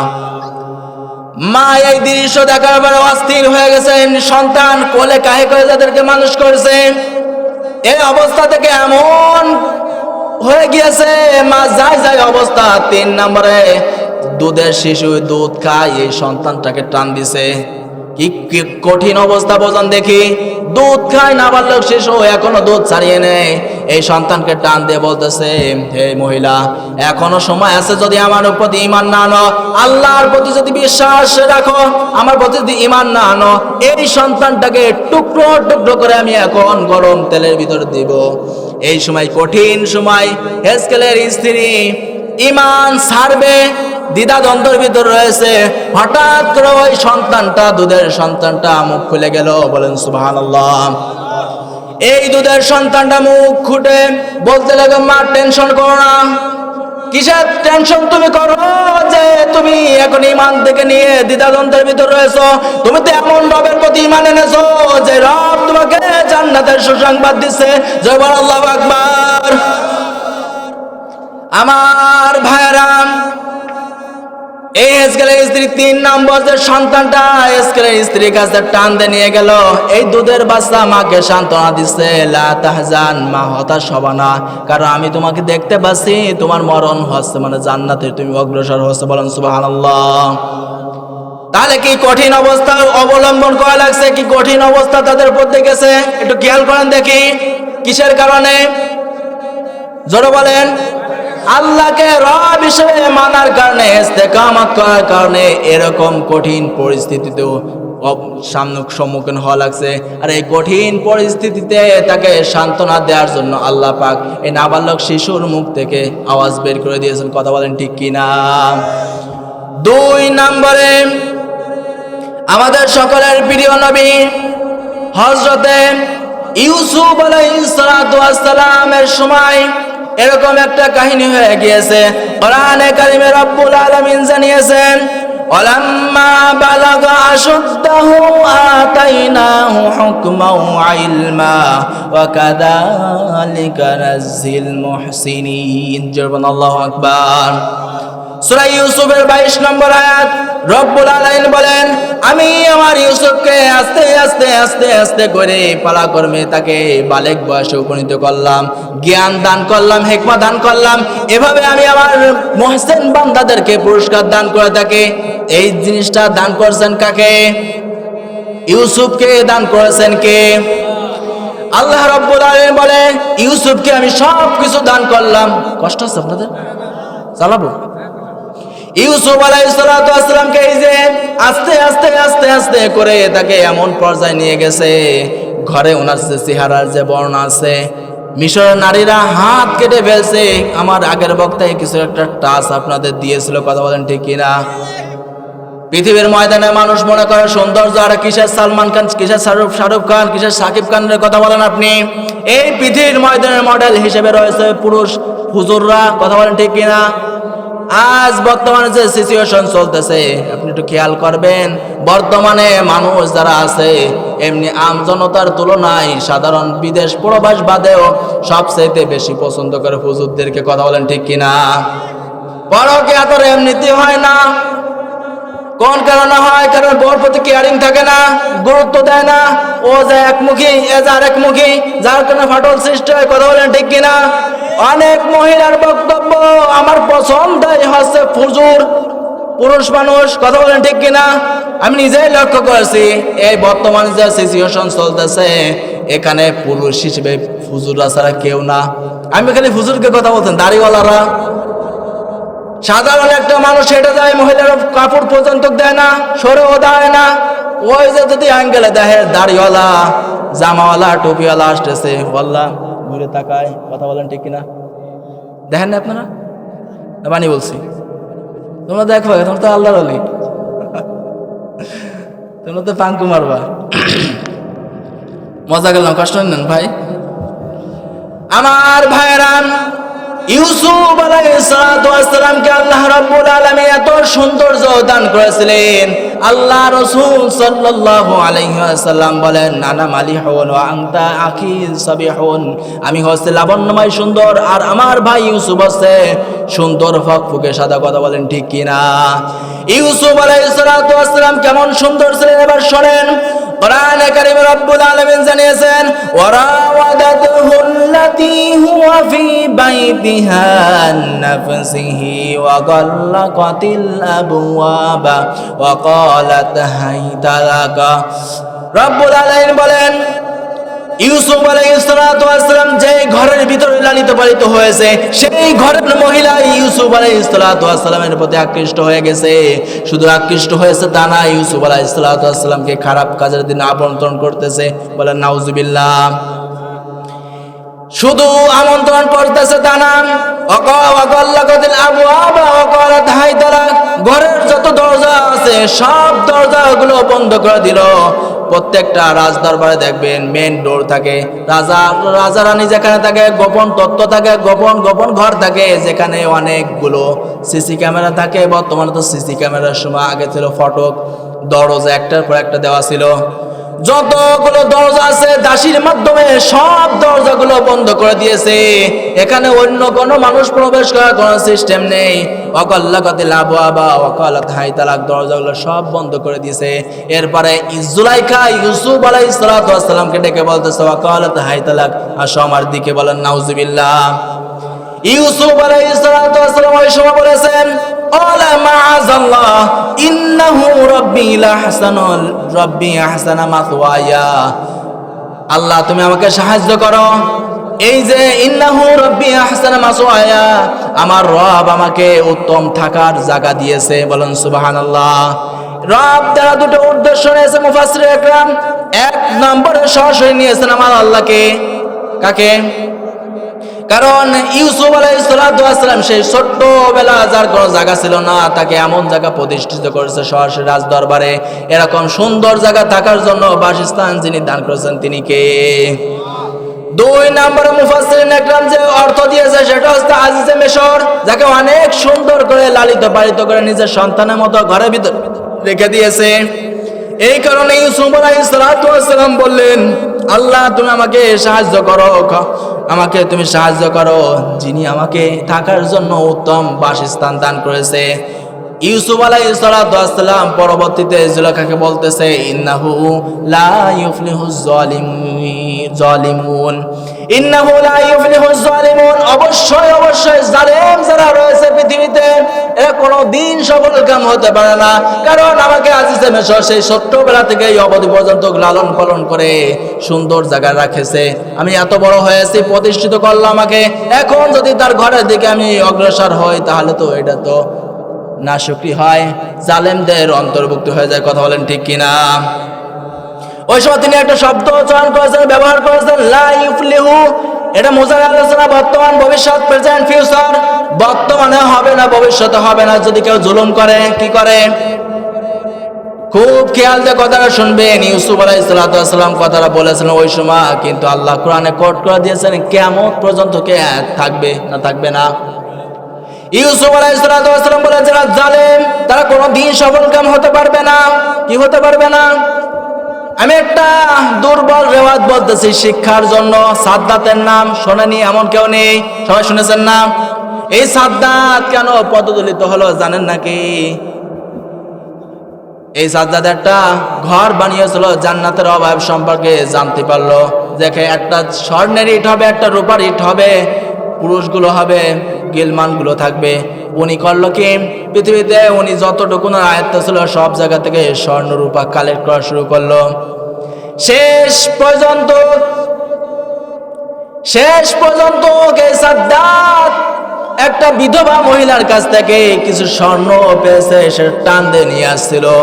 ওই সময় মহিলা বিধবা, মাজলুম, বলেছিল রব্বুল আলামিন যে লোকটা আমার শেষ সম্বলটুকু কেড়ে নিয়ে গেল তাকে তুমি কোনোদিন তার কাঙ্ক্ষিত মনের আশা পূরণ করবা না, কারণ সে লোকটা ছিল জালেম। সাদ্দাত ঘরটা কমপ্লিট করলো, করার পরে ঘরের ভিতর ঢুকবে। এখানে এত সুন্দর করে ঘরটা বানিয়েছে, এখনো দেখিও নেই। ঘরের ভিতর যাবে, যাওয়ার পূর্বে দেখা একজন ফকির দাঁড়িয়ে আছে। সালাম, তুমি এখানে কা? কিছুক্ষণ পরে থাবা ধোবা দিয়ে কিছু ঝাড়ি ঝুড়ি দিয়ে ঘরের সামনে জাগিয়েছে, দেখে আবার সেই ফকির। সাদ্দাত বলতেছে, কি রে তুমি ওই এতগুলো দরজা, এত সিসি ক্যামেরা সবাই থাকা সত্ত্বেও, সিকিউরিটি থাকা সত্ত্বেও তুমি কেমনে আসলা? তখন কানে কানে বলতেছে, আরে আমি তো সাধারণ কোনো ফকির না, আমি হচ্ছে মালাকুল মউত, জান কবজ করব। কি করব? কি ভাই আমার জানটা কবজ করবা? ঠিক আছে, আমার একটু যাওয়ার সময় দাম, একটু দেখে আসে আমার কি জান্নাত বানিয়েছি। কি করবে? জান্নাত কি জান্নাত বানিয়েছে একটু দেখতে দাও। কোনো কায়দা নেই, কোনো অপশন নেই, সব শেষ। কারণ তুমি হচ্ছে জালেম, জুলুম করেছো, আল্লাহর কাছে দোয়া কবুল হয়ে গেছে, সুতরাং তোমার এখন জান কবজ করা হবে। এই কারণে ইউসুফ আলাইহিস সালাতু ওয়াস সালাম বললেন, যারা জুলুম করবে তারা কোনোদিন কাঙ্ক্ষিত শান্তি কোনোদিন সফল হতে পারবে না। কথা বলেন ঠিক কিনা? আমাদের দেশে একাধারে যারা স্বৈর শাসক ছিল, 16টা বছর ধরে মানুষের প্রতি জুলুম করেছে, অত্যাচার চালিয়েছে, শেষ পর্যন্ত তাদেরও কিন্তু দেশ ছাড়া লাগছে। কথা বলেন ঠিক কিনা? তারা কি সফল হতে পেরেছে? জোরে বলেন। কোনদিন পারবে না, কারণ আল্লাহর বক্তব্য হচ্ছে লা ইউফলিহু, তারা বর্তমানেও পাবে না, ভবিষ্যতেও বিজয় হতে পারবে না। কথা বলেন ঠিক কিনা? ইউসুফ আলাইহিস সালাতু ওয়াস সালাম এই কারণে বললেন যে যারা জুলুম করবে তারা কোনোদিন সফলকাম হতে পারবে না। পরবর্তী আয়াতে আল্লাহ রাব্বুল আলামিন বলেন, ওয়ালাকাদ হাম্মাত বিহি ওয়া হাম্মা বিহা লাউলা বুরহানা রাব্বি কাযালিকা লিনাসরিফা আনহু সুআ ওয়াল ফাহশা ইন্নাহু মিন ইবাদিনাল মুখলাসিন। জবান আল্লাহু আকবার। ইউসুফ আলাইহিস সালাতু ওয়াস সালাম এইবারে আল্লাহ রাব্বুল আলামিন বলতেছে, ইউসুফ আলাইহিস সালাতু ওয়াস সালাম রাজি হতো আর মহিলা তো আগের থেকে রাজি। অর্থটা কেমন হয়ে গেল না? যে তিনিও রাজি হচ্ছেন, হতো, আর মহিলা তো আগের থেকে রাজি। কেমন কেমন যেন হয়ে যায় না? নবী তিনি এরকম কাজ করার জন্য রাজি হতো। আরে ভাই তিনি মানুষ না? এরকম যদি কেউ অর্থ করে তার ইমান থাকবে? কিন্তু এই জায়গা তো আছে তো তাই বিহি বিহা, সে রাজি হতো, সে তো রাজি। এবার তাফসিরের দিকে তাকান। এই কারণে তাফসির মাহফিলে আসা লাগে, কোরআন হাদিস বোঝা লাগে, শোনা লাগে, কান খাড়া করে শুনবেন। লাউলা আন রাআ বুরহান রাব্বি, যদি তার রব তাকে দলিল প্রমাণ না দেখাতেন তাহলে তিনিও কিন্তু ওই দিকে ঝুঁকে পড়তে পারতেন, কারণ তিনি মানুষ নাকি ফেরেশতা? আরে ভাই, আপনার যৌবন আর কতটুকু? একবার, দুইবার, তিনবারই। আর নবীদের যে যৌবন দিয়েছে 100 জন যুবকের পাওয়ার একজন নবীর ভিতর দিয়েছে, বলেন সুবহানাল্লাহ। ইউসুফ আলাইহিস সালামকে যে বুরহান, যে দলিলগুলো দেখে আছে, 1 নম্বরে দলিল হিসেবে দিয়েছে তার বাবার প্রতিচ্ছবি। এসে বলতেছে, ইউসুফ এই অবস্থায় কি করতে আসছো? তুমি তো নবী, আমি তোমার বাবা বলতেছি এসব অকর্ম, এসব খারাপ কাজ করা যাবে না। বাবার সামনে সন্তান কোনদিন উল্টো পাল্টা কাজ করে? জোর বলেন, করতে পারে? 2 নম্বরে আজিজে মিশরের প্রতিচ্ছবি। এসে বলতেছে, ইউসুফ তুমি এই কাজটা করতে পারবা? আমি তোমার মালিক বলতেছি, মালিকের সামনে গোলাম কোনদিন উল্টো পাল্টা কাজ করতে পারে? 3 নম্বরের যে দলিল কথা ইবনে কাসিরের ভিতরে এসেছে সেটা হচ্ছে সরাসরি আল্লাহ রাব্বুল আলামিন বলতেছেন, নবী ইউসুফ কি করতে যাচ্ছ তুমি? তুমি তো নবী হবা, তুমি তো নবী, সুতরাং তুমি এসব করতে পারো না, তুমি এখান থেকে দৌড়াও। তিনি এবার দৌড় দিবে, আল্লাহ রাব্বুল আলামিন তাকে সমস্ত অপকর্ম থেকে হেফাজত করে দিলেন, বলেন সুবহানাল্লাহ। আল্লাহ রাব্বুল আলামিন বলেন, এইভাবে আমি আমার মুখলেস বান্দাদেরকে পুরস্কার করে থাকি এবং আমি ইউসুফকে তাদের অন্তর্ভুক্ত করে দিলাম, বলেন সুবহানাল্লাহ। ইউসুফ আলাইহিস সালাম দ্বিধাদ্বন্দ্বের ভিতরে রয়েছে, দৌড় দিব, কারণ দরজা 7টা, সব গুরুত্বপূর্ণ জায়গা তালা মারে রাখছে, আটকায় রাখছে। মানুষ দৌড় দিলে ফাঁকা জায়গা লাগে, কথা বলেন ঠিক কিনা? দরজা 7টা আছে, 7টা দৌড়ে কিন্তু তালা মারা, কথা বলেন না কেন? তালা না? ইউসুফ আলাইহিস সালামের যে দ্বিধাদ্বন্দ্ব হয়েছে, জিব্রাইল বলেছে, হে নবী দৌড় দেন। ওয়াস্তাবাকাল বাবা ওয়া কদ্দামাত কামিসুহু মিন দুবুরিন। ইউসুফ আলাইহিস সালাম এই আদেশ শোনার সঙ্গে সঙ্গে দৌড় দিলেন, বলেন আল্লাহু আকবার। দৌড় দিলেন, দৌড় দিতে দিতে দেখে দৌড় দেয় আর একটা একটা করে দরজা খুলে যায়, জোরে বলেন সুবহানাল্লাহ। শেষ পর্যন্ত সামনে দরজা খুললেন, দেখে দাঁড়িয়ে আছে আজিজে মিশর, রাজাই দাঁড়িয়ে আছে, জামার পিছন দিক থেকে খোলা। সঙ্গে সঙ্গে মহিলা পল্টি নিয়ে বলতেছে, কলাতে মা জাযাউ মান আরাদা বিআহলিকা সুআন। বলতেছে, কি কাকে তুমি এতদিন ঘরে লালন পালন করেছো যে তোমার মহিলার দিকে, তোমার ঘরের দিকে অসৎকর্ম চাহিদার জন্য অগ্রসর হয়? বলেন নাউজুবিল্লাহ। সরাসরি অপবাদ দিছে, অথচ এই পর্যন্ত ফুসলে আনছে কে আনছে? না, জুলাইখা আনছে। এই গোপন কক্ষ পর্যন্ত টেনে টেনে নিয়ে আসছে জুলাইখা। এখন আজিজে মিশরের সামনে যে বলতেছে, এই যে তোমার হুজুর যাকে তুমি এত ভালোবাসতে, সেই তোমার এই খারাপ কাজের দিকে অগ্রসর হয়েছে, বলেন নাউজুবিল্লাহ। এবার মহিলা দাবি করতেছে, যেহেতু অপকর্ম করছে 2টা কাজ করা লাগবে, ইল্লা আইয়াস জানা, যদি তাকে আইয়াস জানা যদি তাকে তুমি রাখতে চাও 1 নম্বরে কারাগারে দেওয়া লাগবে, অথবা আউ আদাবুন আলিম, অথবা তাকে কঠিন শাস্তি দেওয়া লাগবে। কথা বলতেছে কে? মহিলা। নিজে অপকর্মের জন্য সামনের দিকে অগ্রসর হয়েছে, আবার নিজের দোষকে লুকিয়ে অন্যের প্রতি অপবাদ দিচ্ছে, কথা বলেন ঠিক কিনা?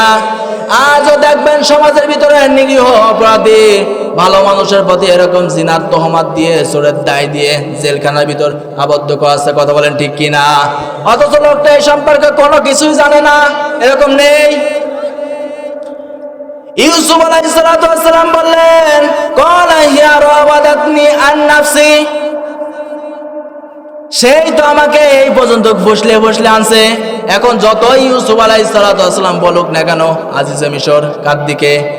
ক্ষমতা তার দিকে, সব কিছু হচ্ছে তার, যতই সত্য কথা বলুক না কেন কাজ হচ্ছে না। আজও দেখবেন পৃথিবীর ময়দানে নিরীহ মানুষদেরকে এভাবে ঢুকিয়ে রাখে, পুলিশ ওদের, সাক্ষী ওদের, কোর্ট কাছারি যা আছে সব বামপন্থীদের, শুধু শুধু নিরীহ মানুষগুলো ঢুকিয়ে দিয়ে কাজগুলো করিয়ে নেয়, কথা বলেন ঠিক কিনা? ইউসুফ আলাইহিস সালামের সাক্ষী নেই, হঠাৎ করে আল্লাহ তাআলা রব্বুল আলামিন তার মাথায় বুদ্ধি দিয়ে দিলেন। ইউসুফ আলাইহিস সালাম বলতেছে, হে নবী, আপনি তো ঈমানের প্রতি রয়েছেন, রবের কাছে সাহায্য চেয়েছেন, এই কঠিন মুহূর্তে আপনাকে আপনার রব সাহায্য করবে। কি সাহায্য করবে? এখন সাক্ষী হিসেবে ঘরের লোকের ভিতর থেকে একজন দিবে। ওয়া শাহিদা শাহিদুম মিন আহলিহা, ঘরের ভিতর থেকে সাক্ষী আসবে। সাক্ষী দেবে কে? ওই যে নাবালক শিশু দুধ খাচ্ছে, আপনাদের আমি বলেছিলাম 4 জনের কথা মনে আছে আপনাদের? এই যে 2 নম্বরে যে মহিলার যার কথা আছে সে হচ্ছে এই যে এখন দিবে ইউসুফ আলাইহিস সালামের পক্ষে। এই যে বাচ্চাটা দুধের শিশু গা করে কাঁদতেছে, বলতেছে ঘরের ভিতর থেকে একজন সাক্ষী দিবে যে আমাকেও চেনে না, আপনাকেও চেনে না, কাউকেই চেনে না, সাক্ষী এখন দিবে। কে দিবে? কয় যে দুধের বাচ্চা দুধ খায় ওই ছেলেটা, ওই শিশুটা এখন সাক্ষী দিবে। আজ মিশর সহকারে যা আছে সবাই কিউরিওসিটি বেড়ে গেল কিভাবে দিবে। তখন ইউসুফ আলাইহিস সালাম তার মাথায় ইশারা করলেন, তাফসিরে জালালাইনে আছে, তার মাথায় হাত বুলিয়ে দিলেন। সঙ্গে সঙ্গে সন্তানটা বলল ইনকানা কামিসুহু কুদ্দা মিন কবুলিন ফাসাদাকাত ওয়া হুয়া মিনাল কাদিবিন। আল্লাহু আকবার। আমার ভাইরা কান খাড়া করে শুনবেন, বাচ্চাটা বলতেছে যদি জামার সামনের দিক থেকে চেয়ে থাকে তাহলে জুলাইখা হচ্ছে নির্দোষী, ইউসুফ দোষী।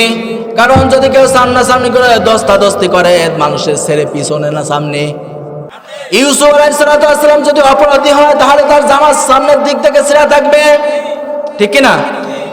আর যদি এবার দ্বিতীয় আয়াতে বলতেছে ওয়া ইন কানা কামিসুহু কুদ্দা মিন দুবরিন ফাসাদাকাত ওয়া হুয়া মিনাস সাদিকিন, আর জামার পিছন দিক থেকে যদি সিরা থাকে বুঝবেন মহিলা হচ্ছে অপরাধী, ইউসুফ আলাইহিস সালাম হচ্ছে নির্দোষ। বলেন সুবহানাল্লাহ।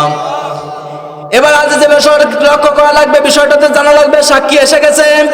ফালাম্মা রাআ কামিসাহু কুদ্দা মিন দুবরিন, হযরতে ইউসুফ আলাইহিস সালামের এই সাক্ষী যখন বলেছে আজিজে মিশর লক্ষ্য করে সামনের দিক থেকে জামাগুলো ছিঁড়া না, জামা ছিঁড়া পিছনের দিক থেকে।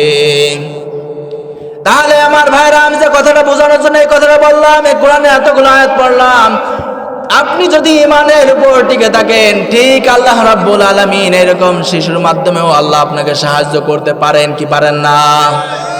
জোরে বলেন পারেন কি পারেন না? ইউসুফ আলাইহিস সালাম আল্লাহর প্রতি বিশ্বাস রেখেছেন, তাকে আল্লাহ রাব্বুল আলামিন সাক্ষীর মাধ্যমে নির্দেশ করে দিয়েছেন। কথা বলেন ঠিক কিনা? এই যে ছিল 2 নম্বর বাচ্চা যে দুধের শিশু কথা বলেছে, 3 নম্বরে যে সন্তানটা মায়ের দুধ খাওয়া অবস্থায় কথা বলেছে সে হচ্ছে একজন সরাসরি একজন নবী। সে কে? জোরে বলেন। ইউসুফ আলাইহিস সালামের সময় একজন গেছে, 3 নম্বরে যে লোকটা কথা বলেছে মায়ের দুধের অবস্থায় থাকা অবস্থায়, সেই লোকটা হচ্ছে হযরত ঈসা আলাইহিস সালাম। ঈসা আলাইহিস সালামের মার নাম হচ্ছে মারিয়াম আলাইহিস সালাম। এই পৃথিবীর ময়দানে সবাই বাবা মা সহকারে আছে, কিন্তু 2 জন মানুষ বাবা মা আর তাদের বাবাও নেই মাও নেই। একজন হচ্ছে আদম, 2 জন হচ্ছে হাওয়া। কথা বলেন ঠিক কিনা? আর একজন মানুষ আছে যার বাবা নেই কিন্তু মা আছে, তিনি কে? জোরে বলেন। তিনি হচ্ছেন ইউসুফ, তিনি হচ্ছেন ঈসা আলাইহিস সালাম, যার মা আছে কিন্তু বাবা নেই। আল্লাহর প্রদত্ত একজন পবিত্র নবী, যাকে আল্লাহ তাআলা নবী হিসেবে দিয়েছে। কিন্তু এই ঈসা আলাইহিস সালাম মা হচ্ছে একজন সম্ভ্রান্ত ঘরের মেয়ে, যাদের কোনো উলটপালট অপকর্মের কোনো রেকর্ড নেই। মারিয়াম আলাইহিস সালামের গর্ভে যখন ঈসা আলাইহিস সালাম এসেছে, তিনি নির্জনে চলে গিয়েছেন, রোজা রাখতেন, কথা বলতেন না। যখন সন্তান প্রসব হয়েছে তাকে নির্দেশ দেওয়া হলো যাও তুমি তোমার এলাকায় যাও। তখন মারিয়াম আলাইহিস সালাম বললেন কি কথা বলবো, কি বলবো, কারণ এলাকায় গেলে আমাকে সবাই বলবে তুমি অপকর্ম করেছো, তাহলে এই সন্তান আসে কেমনে? কথা বলেন ঠিক কিনা? তোমার টেনশন করা লাগবে না, তুমি যাও, তুমি শুধু রোজা থাকবা, চুপ করে থাকবা, কোনো কথা বলবা না, যদি কথা বলা লাগবে ইশারায় কথা বলবা। ঠিক আল্লাহর নির্দেশে গেলেন। যাওয়ার পরে এলাকার লোকজন, জনপদের লোকজন বলতেছে এ মারিয়াম তুমি কি সন্তান কেমনে এসেছে? শেষ করে দিচ্ছি, কষ্ট আছে আপনাদের? কষ্ট হলে বলেন, চালাবো ইনশাল্লাহ। আর একটা পয়েন্ট বলে আমি ইনশাল্লাহ শেষ করে দেবো ইনশাল্লাহ। ঈসা আলাইহিস সালামের মা ঈসা আলাইহিস সালামকে নিয়ে এলাকায় গেলেন। সবাই বলল মারিয়াম তোমার সন্তানটা আসছে কেমনে? মারিয়াম আলাইহিস সালাম কোনো কথা বললেন না। আল্লাহর নির্দেশিত কথা অবলম্বন করলেন, তিনি মুখ বুজে রয়েছেন, ইশারার মাধ্যমে বললেন ওই যে সন্তান। কোরআনে কারিমের ভিতর রব্বুল আলামিন কোট করে দিয়েছেন, ফাহাশার ফাআশারাত ইলাইহি ক্বালু কাইফা নুকাল্লিমু মান কানা ফিল মাহদি সাবিয়্যা। রব্বুল আলামিন বলেন, মারিয়াম আলাইহিস সালাতু ওয়াস সালাম ইশারা করে বললেন, ওই যে দোলনা শিশু দুল খাচ্ছে, তাকে জিজ্ঞাসাবাদ করো। আপনারা সবাই বলেন দেখি, দোলনার শিশু কোনোদিন কথা বলতে পারে? তখন সবাই বলল, ক্বালু কাইফা নুকাল্লিমু মান কানা ফিল মাহদি সাবিয়্যা, কিভাবে দোলনার শিশু কথা বলবে? তাদের ভিতরে আত্মচিন্তা বেড়ে গেল, কিউরিওসিটি, কিভাবে দোলনার শিশু দোল খাচ্ছে, দুধের শিশু কথা বলতে পারে নাকি? তখন সঙ্গে সঙ্গে দোলনার ভিতর থেকে যে জবাবটা আসছে, আল্লাহ রাব্বুল আলামিন কোরআনের ভিতরে কোট করে দিয়েছেন, ক্বালা ইন্নী আবদুল্লাহ আতানিয়াল কিতাবা ওয়া জাআলানি নাবিয়্যা। সুবহানাল্লাহু আকবার। সবাইকে ঘুমিয়ে গেছেন? একটু জোরে সরে একটা তাকবীর দেন, লিল্লাহি তাকবীর, লিল্লাহি তাকবীর, নারায়ে তাকবীর। আল কোরআনের আলো, আল হাদিসের আলো, নারায়ে তাকবীর। আর একটা পয়েন্ট বলে আমি শেষ করে দিচ্ছি ইনশাআল্লাহ। ঈসা আলাইহিস সালাতু ওয়াস সালাম বললেন, আমি হচ্ছে আল্লাহর বান্দা, আমি কোনো জারজ সন্তান না, অবৈধ সন্তান না, আমি হচ্ছে আল্লাহর বান্দা। আতানিয়াল কিতাবা ওয়া জাআলানি নাবিয়্যা, আল্লাহ শুধু আমাকে প্রেরণ করেছে তা না, আমি সাধারণ কোনো মানুষ না, অন্য মানুষের তুলনায় আমি হচ্ছে ওই ব্যতিক্রম একজন মানুষ, আমি হচ্ছে একজন নবী। বলেন সুবহানাল্লাহ। আমার কিছু বৈশিষ্ট্য আল্লাহ রাব্বুল আলামিন দান করেছেন। কি কি বৈশিষ্ট্য আছে কোরআনে কারীমের ভিতর আল্লাহ কোট করে দিয়েছেন। রব্বুল আলামিন বলেন, ওই সময় ঈসা আলাইহিস সালাতু ওয়াস সালাম বলেন, ওয়া জাআলানি মুবারাকান আইনামা কুনতু ওয়া আওসানি বিস সালাতি ওয়াজ যাকাতি মা দুমতু হাইয়্যা। সুবহানাল্লাহু আকবার। আমি যেখানে যাব না কেন সেখানে আল্লাহ তাআলা বরকত দ্বারা পরিপূর্ণ করে দিবেন। বলেন সুবহানাল্লাহ। এক নম্বরে আমাকে আল্লাহ তাআলা যেখানে যাব আমি সেখানে বরকত দ্বারা ভরপুর করে দিবেন। দুই নম্বরে আমি যেখানে থাকি না কেন সেখানে নামাজ কায়েম করব, সম্পদ যদি থাকে যাকাত দিব। কথা কয়টা? তিনটা। খুব খেয়াল দিয়ে শুনবেন। বৈধ সন্তান যদি পৃথিবীতে কেউ দাবি করে যে আমি বৈধ সন্তান, এক নম্বরে তার কিন্তু নামাজ কায়েম করা লাগবে, নামাজ পড়া লাগবে। কথা বলেন ঠিক কিনা?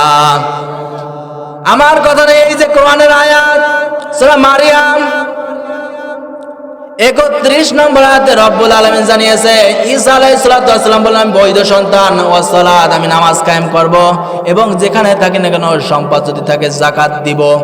বৈধ সন্তানের গুণাগুণ কয়টা? দুইটা। আজ মুসলমান সমাজের ভিতর বসবাস করি, আজান হয় মসজিদে, আমরা থাকি মাইকে, আজান হয় মসজিদে, আমরা থাকি চার দোকানে, আজান হয় মসজিদে, আমরা থাকি বাজারে, আজান হয় মসজিদে, আমরা থাকি ড্যান্সের কাছে। কথা বলেন ঠিক কিনা? ওই সময় একটু বন্ধ করো, আগে আজানটা হোক, তারপর আবার চালায়। মুরব্বীদের কথা, কাদের কথা? এই বলে না, সমাজের ভিতর যদি কোনো বক্স বাজে, অন্যায় কাজ হয়, তখন মুসলমান বলতে পারে না, এলাকার সবাই মিলে যায় বলতে পারে না বন্ধ করো, তাহলে কাজটা করতে পারবো না। যদি বলা হয় যে এইসব বক্স বাজায় না, মুসলমানদের অনুষ্ঠান, ধর্মীয় অনুষ্ঠান করো, যে অনুষ্ঠান করো না কেন, বিয়ে, এটা ইসলামের ভিতর না, যে কথা বলে না কেন, এটাকে বিয়ের ভিতরে 4-5টা বক্স এনে মানুষের এলাকার মানুষ যা আছে সবার ঘুম নষ্ট করে, মনে হয় ভূমিকম্প হচ্ছে। কথা বলেন না কেন? এগুলো হচ্ছে না? সুবহানাল্লাহ। এই এলাকা বলে বেশি বদনাম হয়েছে। এই সমস্ত কথা যদি যখনই বলা হবে, কয় কি একদিনই তো আনন্দ করবে? কয়দিন? তোমরা অনুষ্ঠানকে বিয়েকে প্রত্যেক দিন দিবা? কয়টা দিবা? কাকা ইরশাদের মতো কথা বলেন না কেন? একদিনে তো বিয়ে দিবা, তো ইসলাম অনুযায়ী দাও। ইসলাম অনুযায়ী দেওয়া যায় না। পুরো এলাকার মানুষের গণগুলো নষ্ট করলেন, সম্পূর্ণ হারাম হারাম হারাম। কথা বলেন না কেন? তাহলে আজান হবে মসজিদে, যাবেন কোন জায়গা? মসজিদে। কারণ বৈধ সন্তানে 1 নম্বর গুণ থাকা লাগবে, সে নামাজ কায়েম করবে, সম্পদ যদি থাকে যাকাত দিবে। কথা বলেন ঠিক কিনা? 3 নম্বরে আমি যেটা বলছিলাম, 3 নম্বরে নবী ঈসা আলাইহিস সালাতু ওয়াস সালাম দুধের শিশু কথা বলেছে। কথা বলেন ঠিক কিনা? আর 4 নম্বরে যার কথা হাদিস শরীফের ভিতরে এসেছে, বুখারী শরীফের হাদিস, জুরাইজ একজন আল্লাহর ওয়ালি ছিল। মা এসে ডাক দিছে, বুখারী শরীফের বর্ণনার ভিতরে এভাবে এসেছে, তিনি ইবাদতের ভিতর রয়েছে নিজের কুঠুরির ভিতরে। মা এসে জুরাইজ জুরাইজ বলে ডাক দিচ্ছে, নফল নামাজ তিনি দ্বিধাদ্বন্দ্বের ভিতর রয়েছে যে মার ডাকে সাড়া দিব নাকি নামাজটা চালিয়ে যাব। তিনি মনকে স্থির করে নিয়ে বললেন, যা, মার ডাকে সাড়া দেওয়ার দরকার না, আগে নামাজটা পড়ে নি। নামাজ পড়লেন। মা ওই সময়টা বদদোয়া দিয়েছিল, আল্লাহ তুমি আমার এই জুরাইজকে নাপাক মহিলা নর্তকী এবং যারা দেহ ব্যবসা করে এই সমস্ত কুলাঙ্গারদেরকে না দেখায় মরণ দিবা না। সঙ্গে সঙ্গে আল্লাহর দরবারে দোয়া কবুল হয়ে গেছে। কিছুদিন পর একজন পতিতালয়ের মেয়ে এসে বলতেছে, জুরাইজ, হে আবে, তুমি আমাকে আমার মনের চাহিদা পূরণ করো। জুরাইজ বলছে, এসব তো আমার দ্বারা হবে না, কারণ আমি ভয় করি কাকে। ওই মহিলা চলে গেছে একজন রাখালের কাছে। রাখালের সাথে অপকর্ম করার পরে একটা বাচ্চা হয়েছে। সন্তানটা নিয়ে রাজার দরবারে অভিযোগ দিয়েছে যে আমার সন্তানের বাবা হচ্ছে জুরাইজ। বলেন নাউজুবিল্লাহ। একজন ভালো মানুষের নামে যদি অপবাদ আসে, মানুষের কিউরিসিটি, মানুষের আত্ম যে বিশ্বাস এটা থাকে। আর জোরে বলেন, এই মসজিদের ইমাম সাহেব নামে যদি কোনো অপবাদ আসে, এলাকার সবাই বলবে, আল্লাহ কি ভালো জানতাম হুজুরটারে, হুজুর দ্বারা এমন কাজ হয়, এ বলবো না? সবাই এরকম বলতেছে। রাগের চোটে তোনার যে ইবাদত করার যে ঘরটা আছে ভেঙে তছনছ করে দিয়ে টানতি নিয়ে আসছে দরবারে। এসে বলতেছে, ঠিক আছে, দাবি যেহেতু করতেছে, আমার একটা শর্ত আছে, আমাকে নামাজ পড়তে দেওয়া লাগবে। নামাজ পড়তে যখন দিছে, নামাজ পড়ে আল্লাহর কাছে দোয়া করছে, রব্বুল আলামিন এই কঠিন পরিস্থিতিতে তুমি আমাকে বাঁচাও। জুরাইজ ওই সন্তানের মাথায় হাত বুলিয়ে দেয়, বললে, শিশু, তোমার সত্যি করে বলো দেখি তোমার বাবাকে। ওই দুধের শিশু ওই সময় বলতেছে, আমার বাবা হচ্ছে অমুক রাখাল। সবাই এই কথাটা শুনলো এবং বিশ্বাস করলো যে আসলে জুরাইজ ভালো মানুষ, তার দ্বারা এইসব কাজ সম্ভব না। তাকে বললো, তাহলে আমাকে একটা ঘর বানিয়ে দিই। কারণ আমার ঘর বানিয়ে দেওয়ার দরকার নাই, যেরকম ঘর ভেঙেছে ওরকম একটা ঘর বানিয়ে দাও।